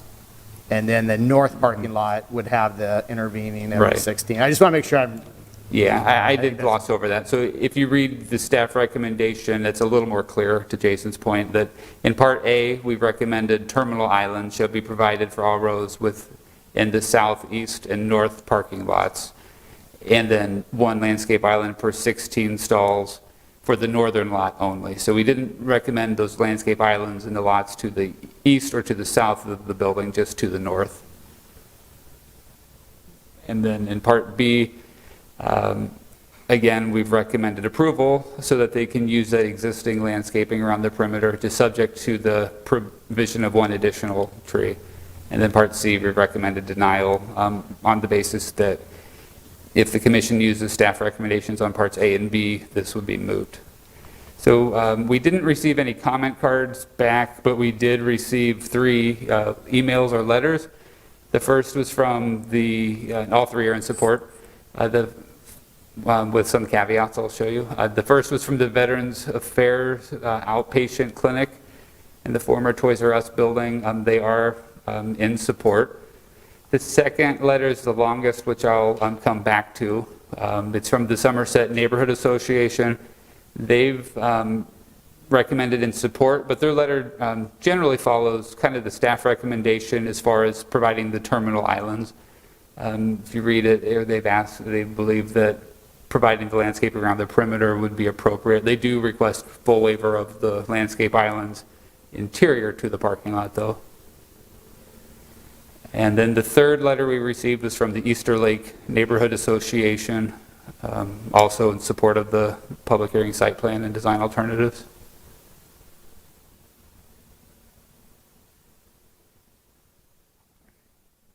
So that concludes my presentation. I'll leave this longer letter up here so you can read while we ask questions.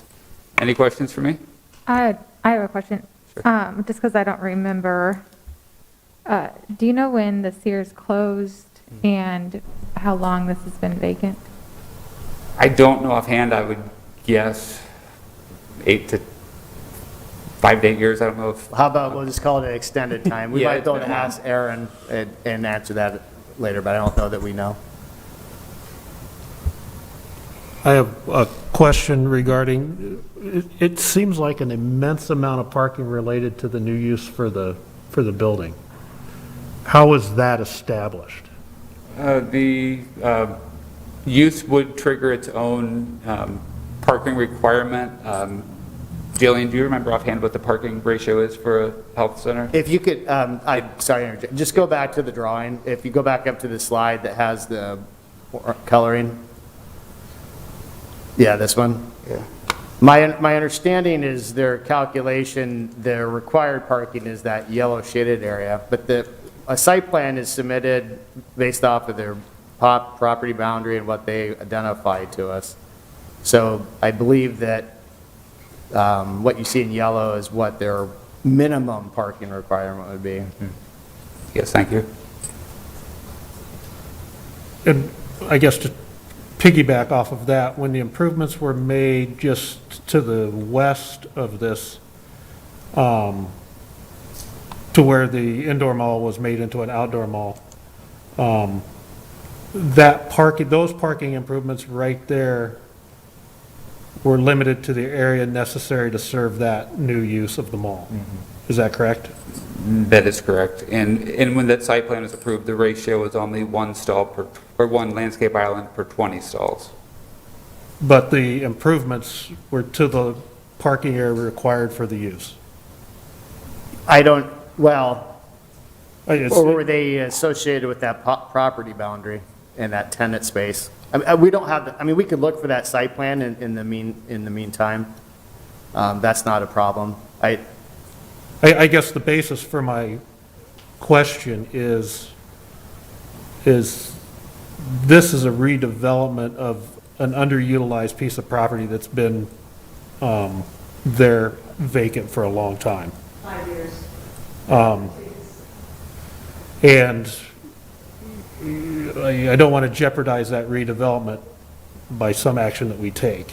So it helps me to understand what the extent of the parking required for the new use is.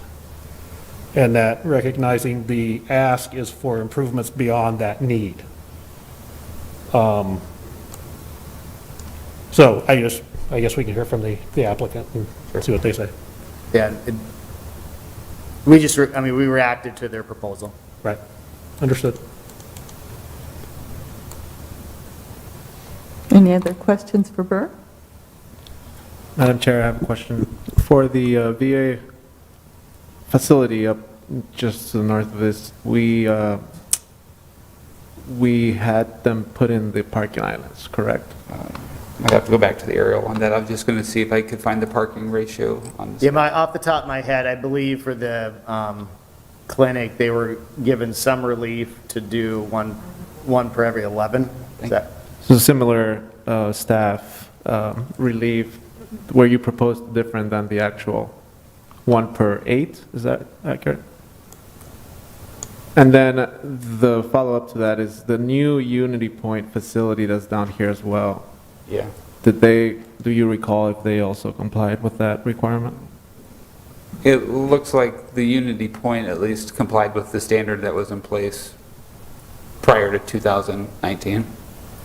Thanks. The other thing I do want to mention that we discussed internally as staff is the code actually has a provision that allows phasing of landscaping for larger sites. So that is also something that we did share, that's something else that, it's there to kind of recognize that, the site's large and maybe over time might even change and they could come back. But anyway, just wanted to pass that on. Thank you.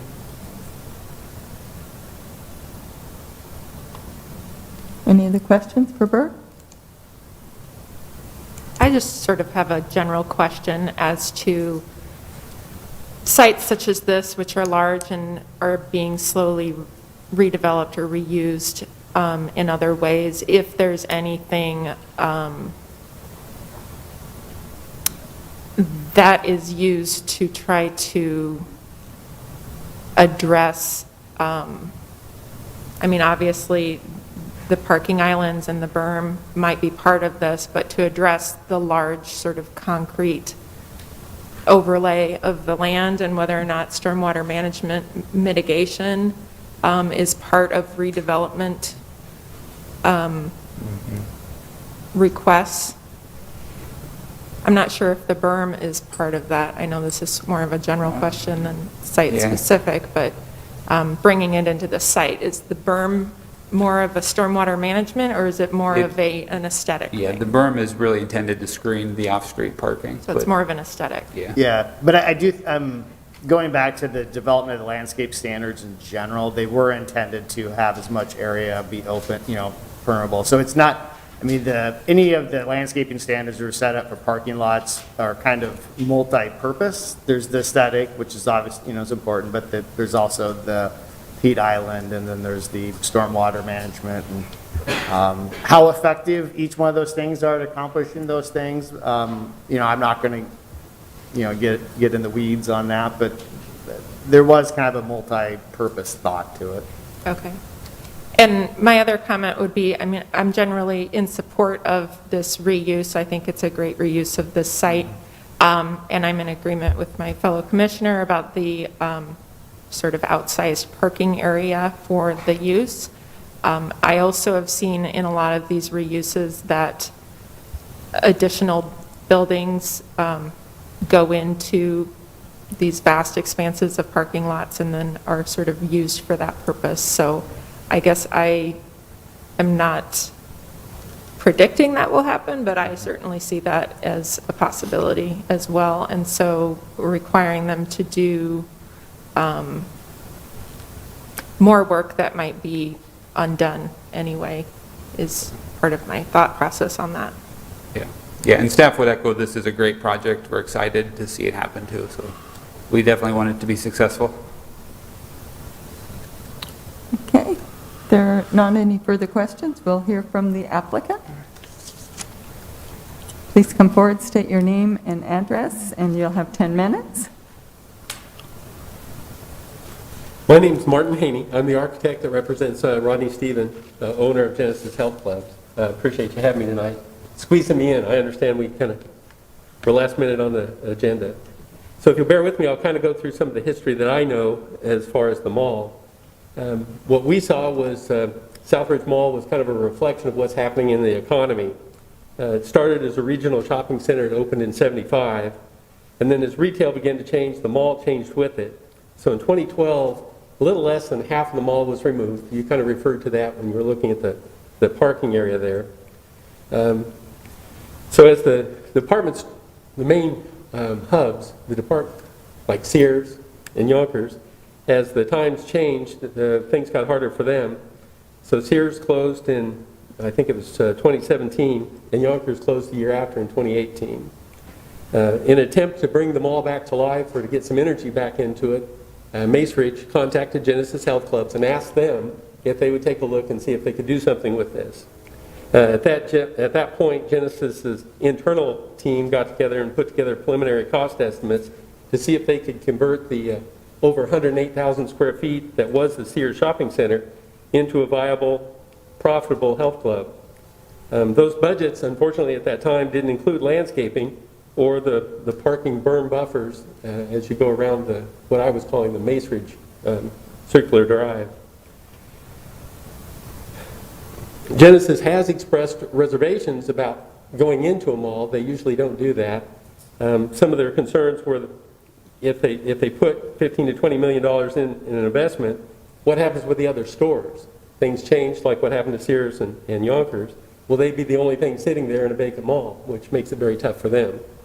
The other thing is, just here recently, as everybody knows, COVID has been very tough on the healthcare industry as well as retail. It's hurt the brick and mortar stores. Also, I think what really brought this to the forefront was the changes in the construction costs. So as a part of this project, you can kind of see on the map that there's the square block that was the Sears, and then there's a rectangular piece to the west of it. That rectangular piece is planned to be basically raised. It's a good word because we're elevating the ceiling for basketball. There's going to be a substantial structural expenditure into that space to try to make this work. So with those in mind, I was preparing the response to the second submission of the site plan, kind of going over it with the owner. And he kind of took a step back and said, we're not going to be able to make this work with the current dollars. We can't do the landscape. And I know that's not going with the intent of the zoning ordinance, but he was going from a business standpoint. What he said to me was basically, I won't get one new member because I planted a tree. I won't have any more basketball teams coming to the facility because I planted the trees. On a long-term note, it's going to cost me money to try to maintain what we're asked to invest in this facility in the lot. So when he looked at it, as far as the initial purchase, he was thinking he's got this sea of concrete that he can do just about any kind of a program and have plenty of parking without having an issue. I will have a side note that it's really strange that people want to park next to the front door of a health club when they go inside and run in place. But that was his main concerns with it. So he asked me to pull the interior parking out, or interior landscape islands out of that sea of asphalt and resubmit it and request the variance. So that's where that came from. We do appreciate the zoning revisions that came back.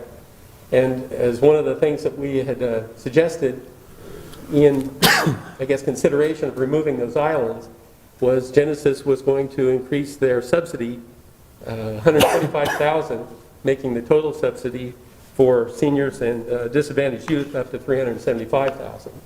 In addition to that, they added were suggesting the 11 trees around the existing perimeter, and in accordance with the zoning's request, he was okay with going to the 12.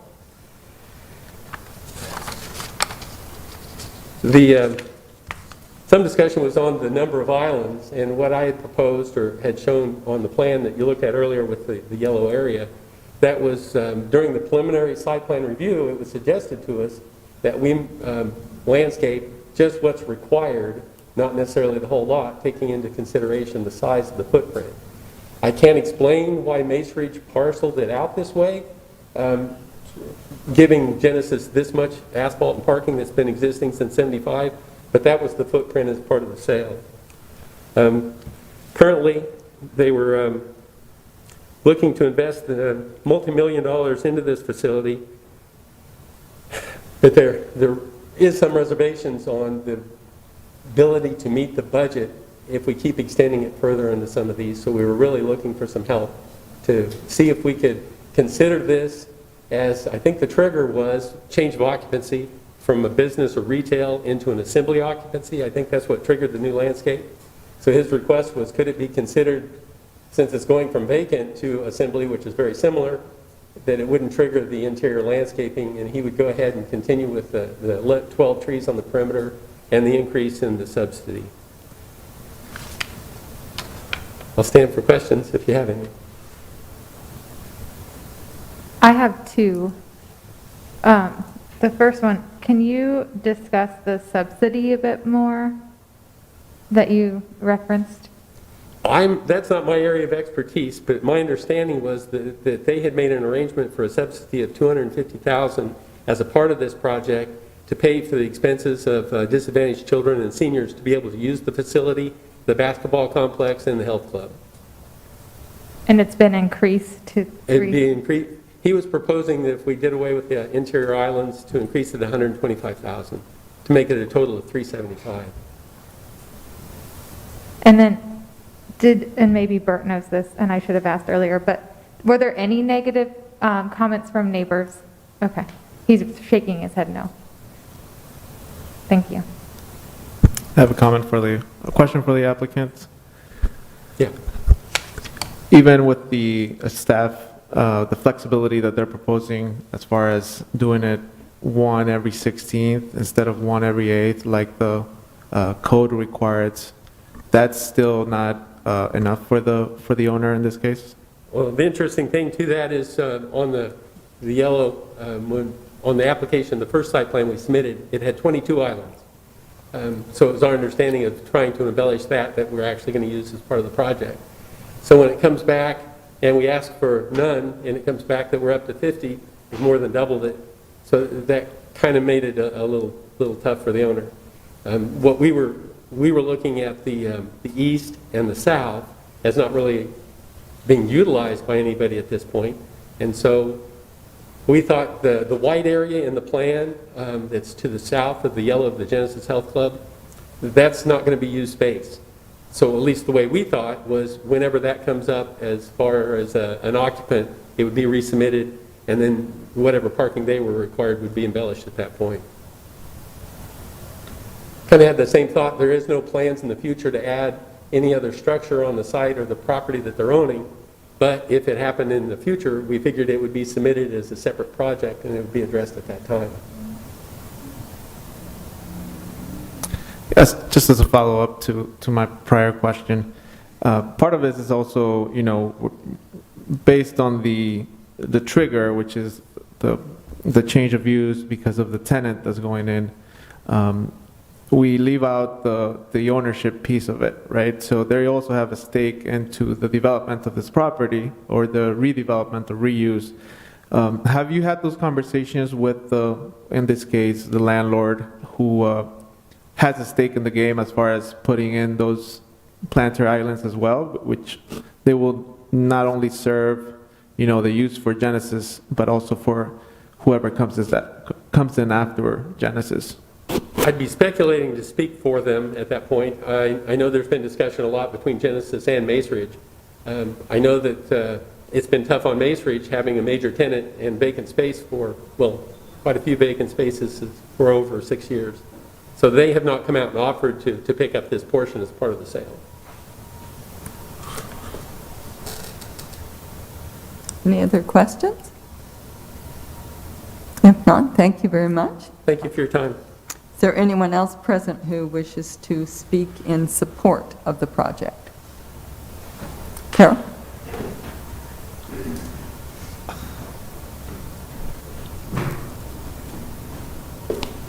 Hi, Carol Maher.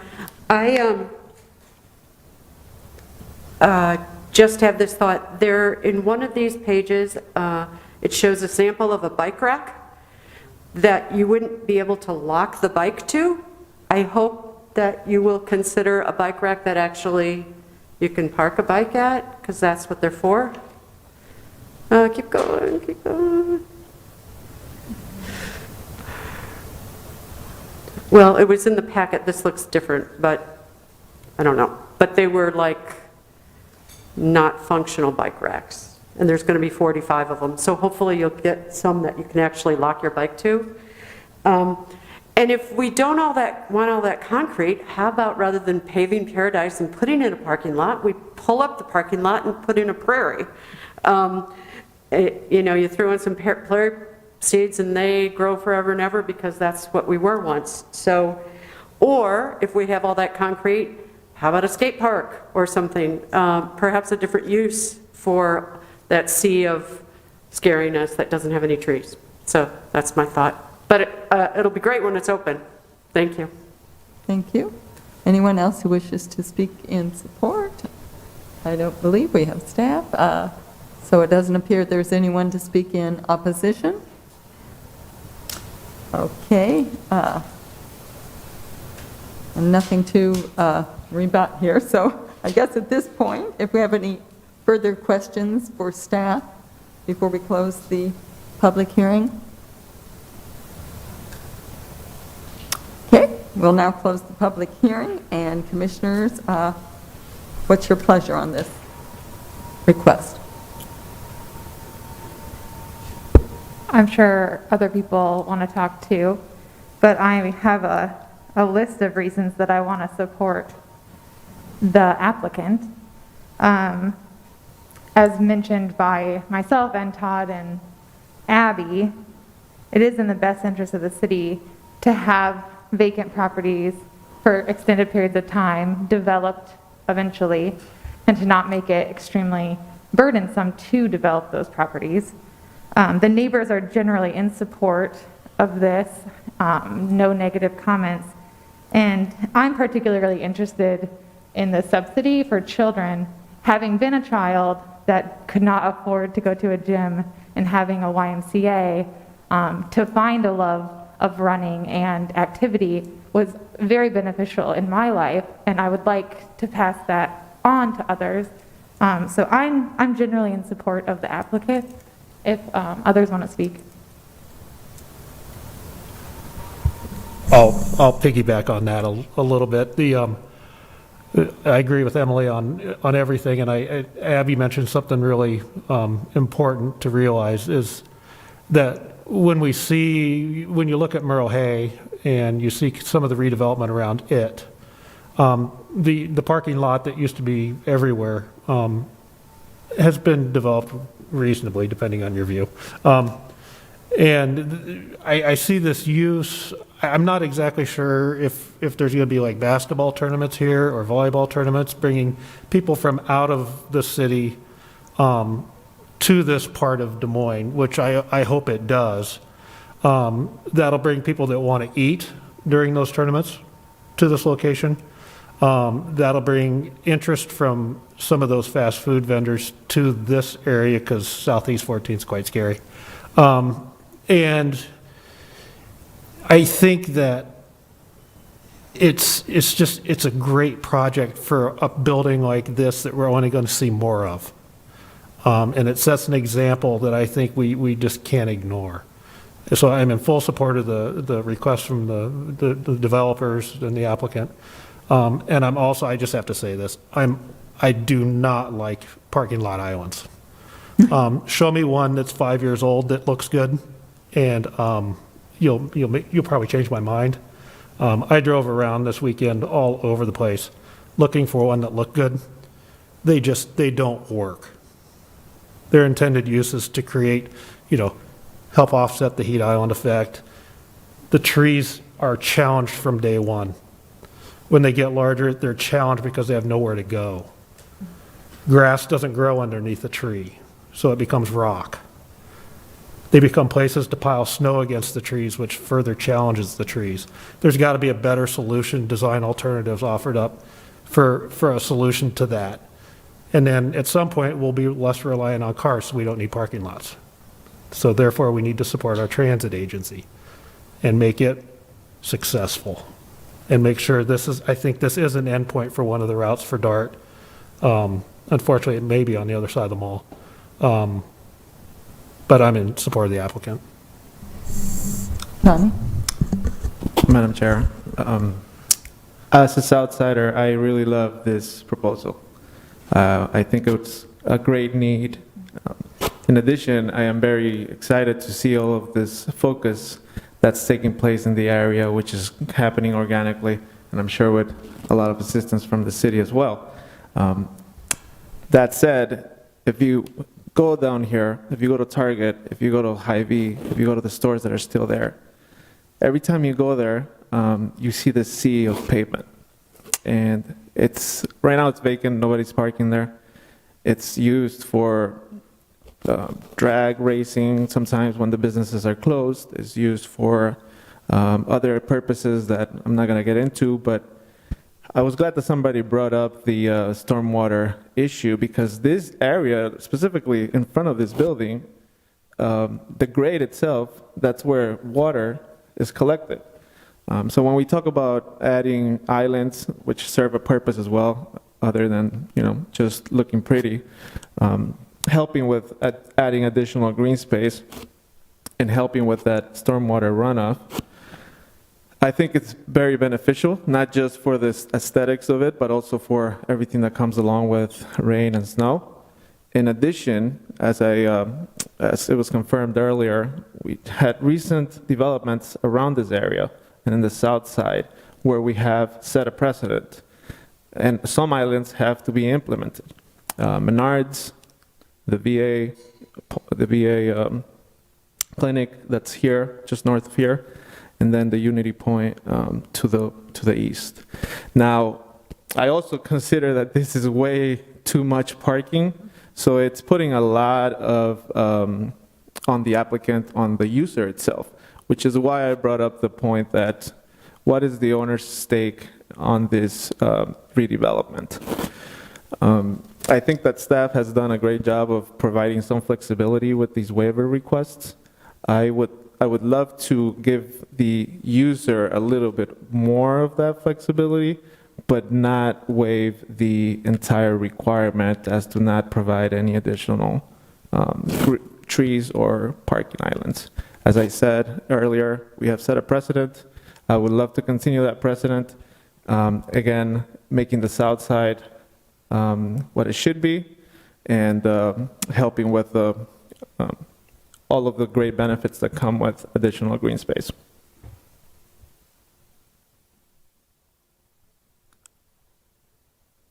Anybody wish to make a motion at this point?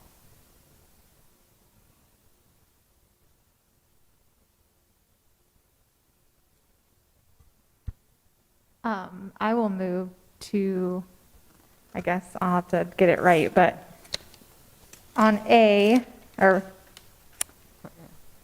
I want to move in favor of the applicant. So what does that mean? You just be moving approval of the request. Move approval of the request of the applicant. That's my motion. Any further discussion?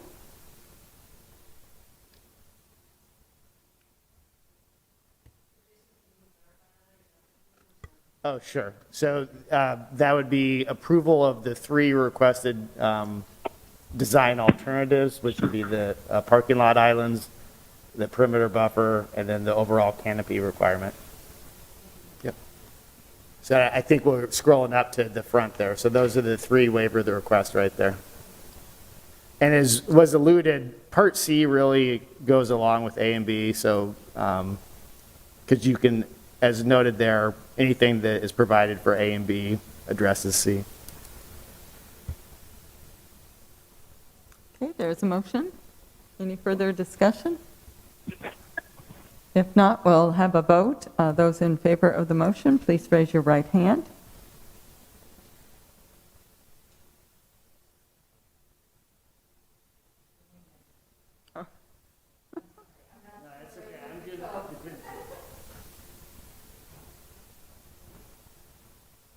So I just want to make sure I have, for yeses, I have Emily, Kayla, Dory, Carolyn, Todd. And Greg, do you vote? No. No? And those opposed, raise your right hand. We have a tie. I've never had a tie before. Yeah, I've never had a tie before. No, it's not. Greg is a no. It was 5. Who's our 5th? Greg. Lisa Howard left, so And it Lisa's is gone. Oh, Yeah. okay. Thank you. Sorry about that. Yeah, so what do we do with the tie? Motion fails, it's a tie, right? Yeah. Another different motion can be made and voted upon. Madam Chair, this is Greg. I'd like to throw out a thought for discussion before a motion. I didn't hear that, Greg. I'd like to throw out a thought for a discussion before a motion. Okay. I thoroughly hear what Todd and Emily and others were saying, and I understand the perspective well. However, I do think this is an opportunity to take a large sea of concrete and make a change. I guess what I'd be interested in, and I don't know how to do it, but what I'd be interested in, and I, again, thoroughly agree with Todd, I think, who said it, that most typical 5-foot wide islands don't provide good opportunity for landscape. I'd rather see if Jason could come up with some percentage of paved area that should be converted to landscape. In other words, all the islands that staff was proposing be added the end islands. And maybe that's 10%, 5%, 2%. I don't know what that is.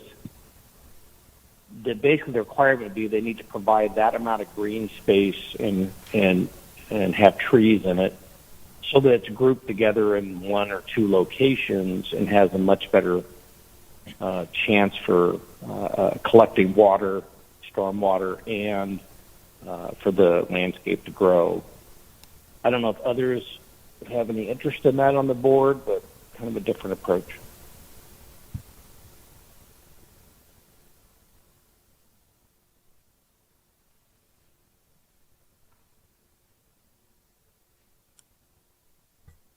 Greg, I would be in support of that. This is Abby, by the way. I was having the same thought as we were having our discussion, that it would be great to have a larger area that could actually be used in more effect as either landscaping. I know I've mentioned before I love rain gardens, but it's a great use for stormwater management to have a rain garden. I don't know if it would be the best use of a landscaping area, but I think it's a possibility. Bert, while you're up, could you flip the slide so it's the site plan? I think that might help the commission in their discussion and to have a visual. Yeah, I'm looking at the one, Jason, that has the yellow highlight on the vicinity map or something. I don't know if that's the right one, but that's what I'm looking at. They're roughly the same. The yellow highlight is just focusing their area that would meet their required parking. So we can go to that slide as well. Gotcha. That's fine. Yeah, we're on that slide now.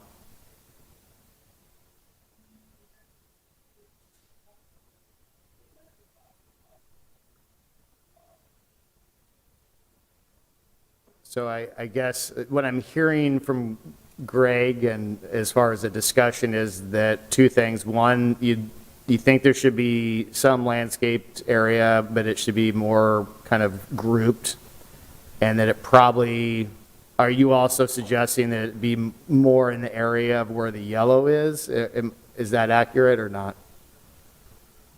Honestly, I'd probably leave that up to you and the applicant. Let the design team, take a swing at that, and just to put more pressure on you, I would think that you could propose a percentage, and so sort of up to the satisfaction of the planning director. I just think we can't leave it the way it is, and there needs to be something that's meaningful and that plants can have an opportunity to grow. I think we need to do something.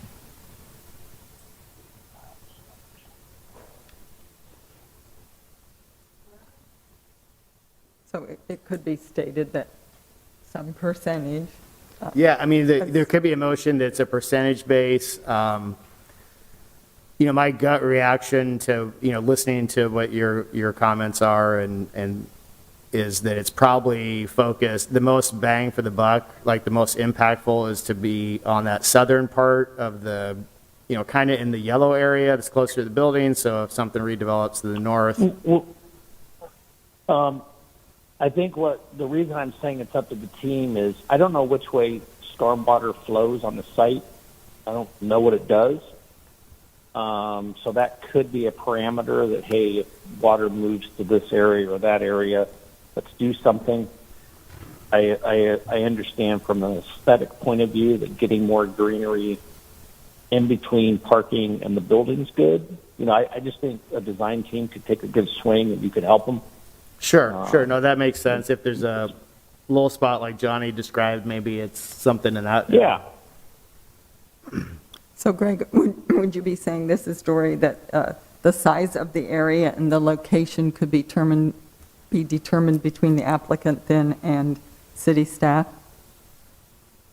Yeah, I think that would basically, if everyone's okay with me proposing a motion, that's probably what I would say is something to the effect of, I'm not in support of doing nothing or what the applicant's asking for, and I'm also not in support of just doing islands on the ends for reasons some other folks have stated.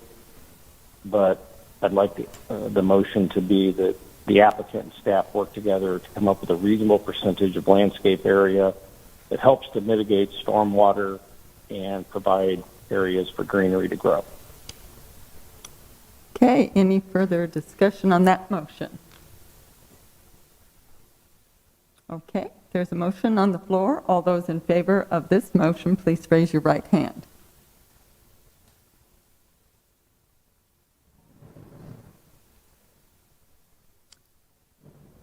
And Greg, I'm assuming you're a yes. Sure, that's a good idea.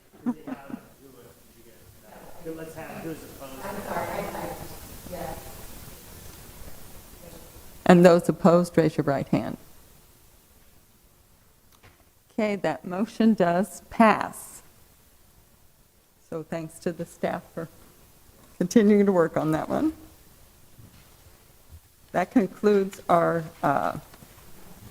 hearing this evening. Any staff committee reports? No, just a reminder, I want to thank those that volunteered at the last meeting to be on the nomination committee for the officers election, which will be in January. Just remind everybody, it's in January is the election, January 20th. I won't be at the next meeting, so everybody have a great holiday. And then we won't, in January, we only have one meeting, so you get a little time off. What's that? You'll have a meeting in 2 weeks. I won't be here. Just happy holidays in January 20th. Okay, the meeting is adjourned. Thank you.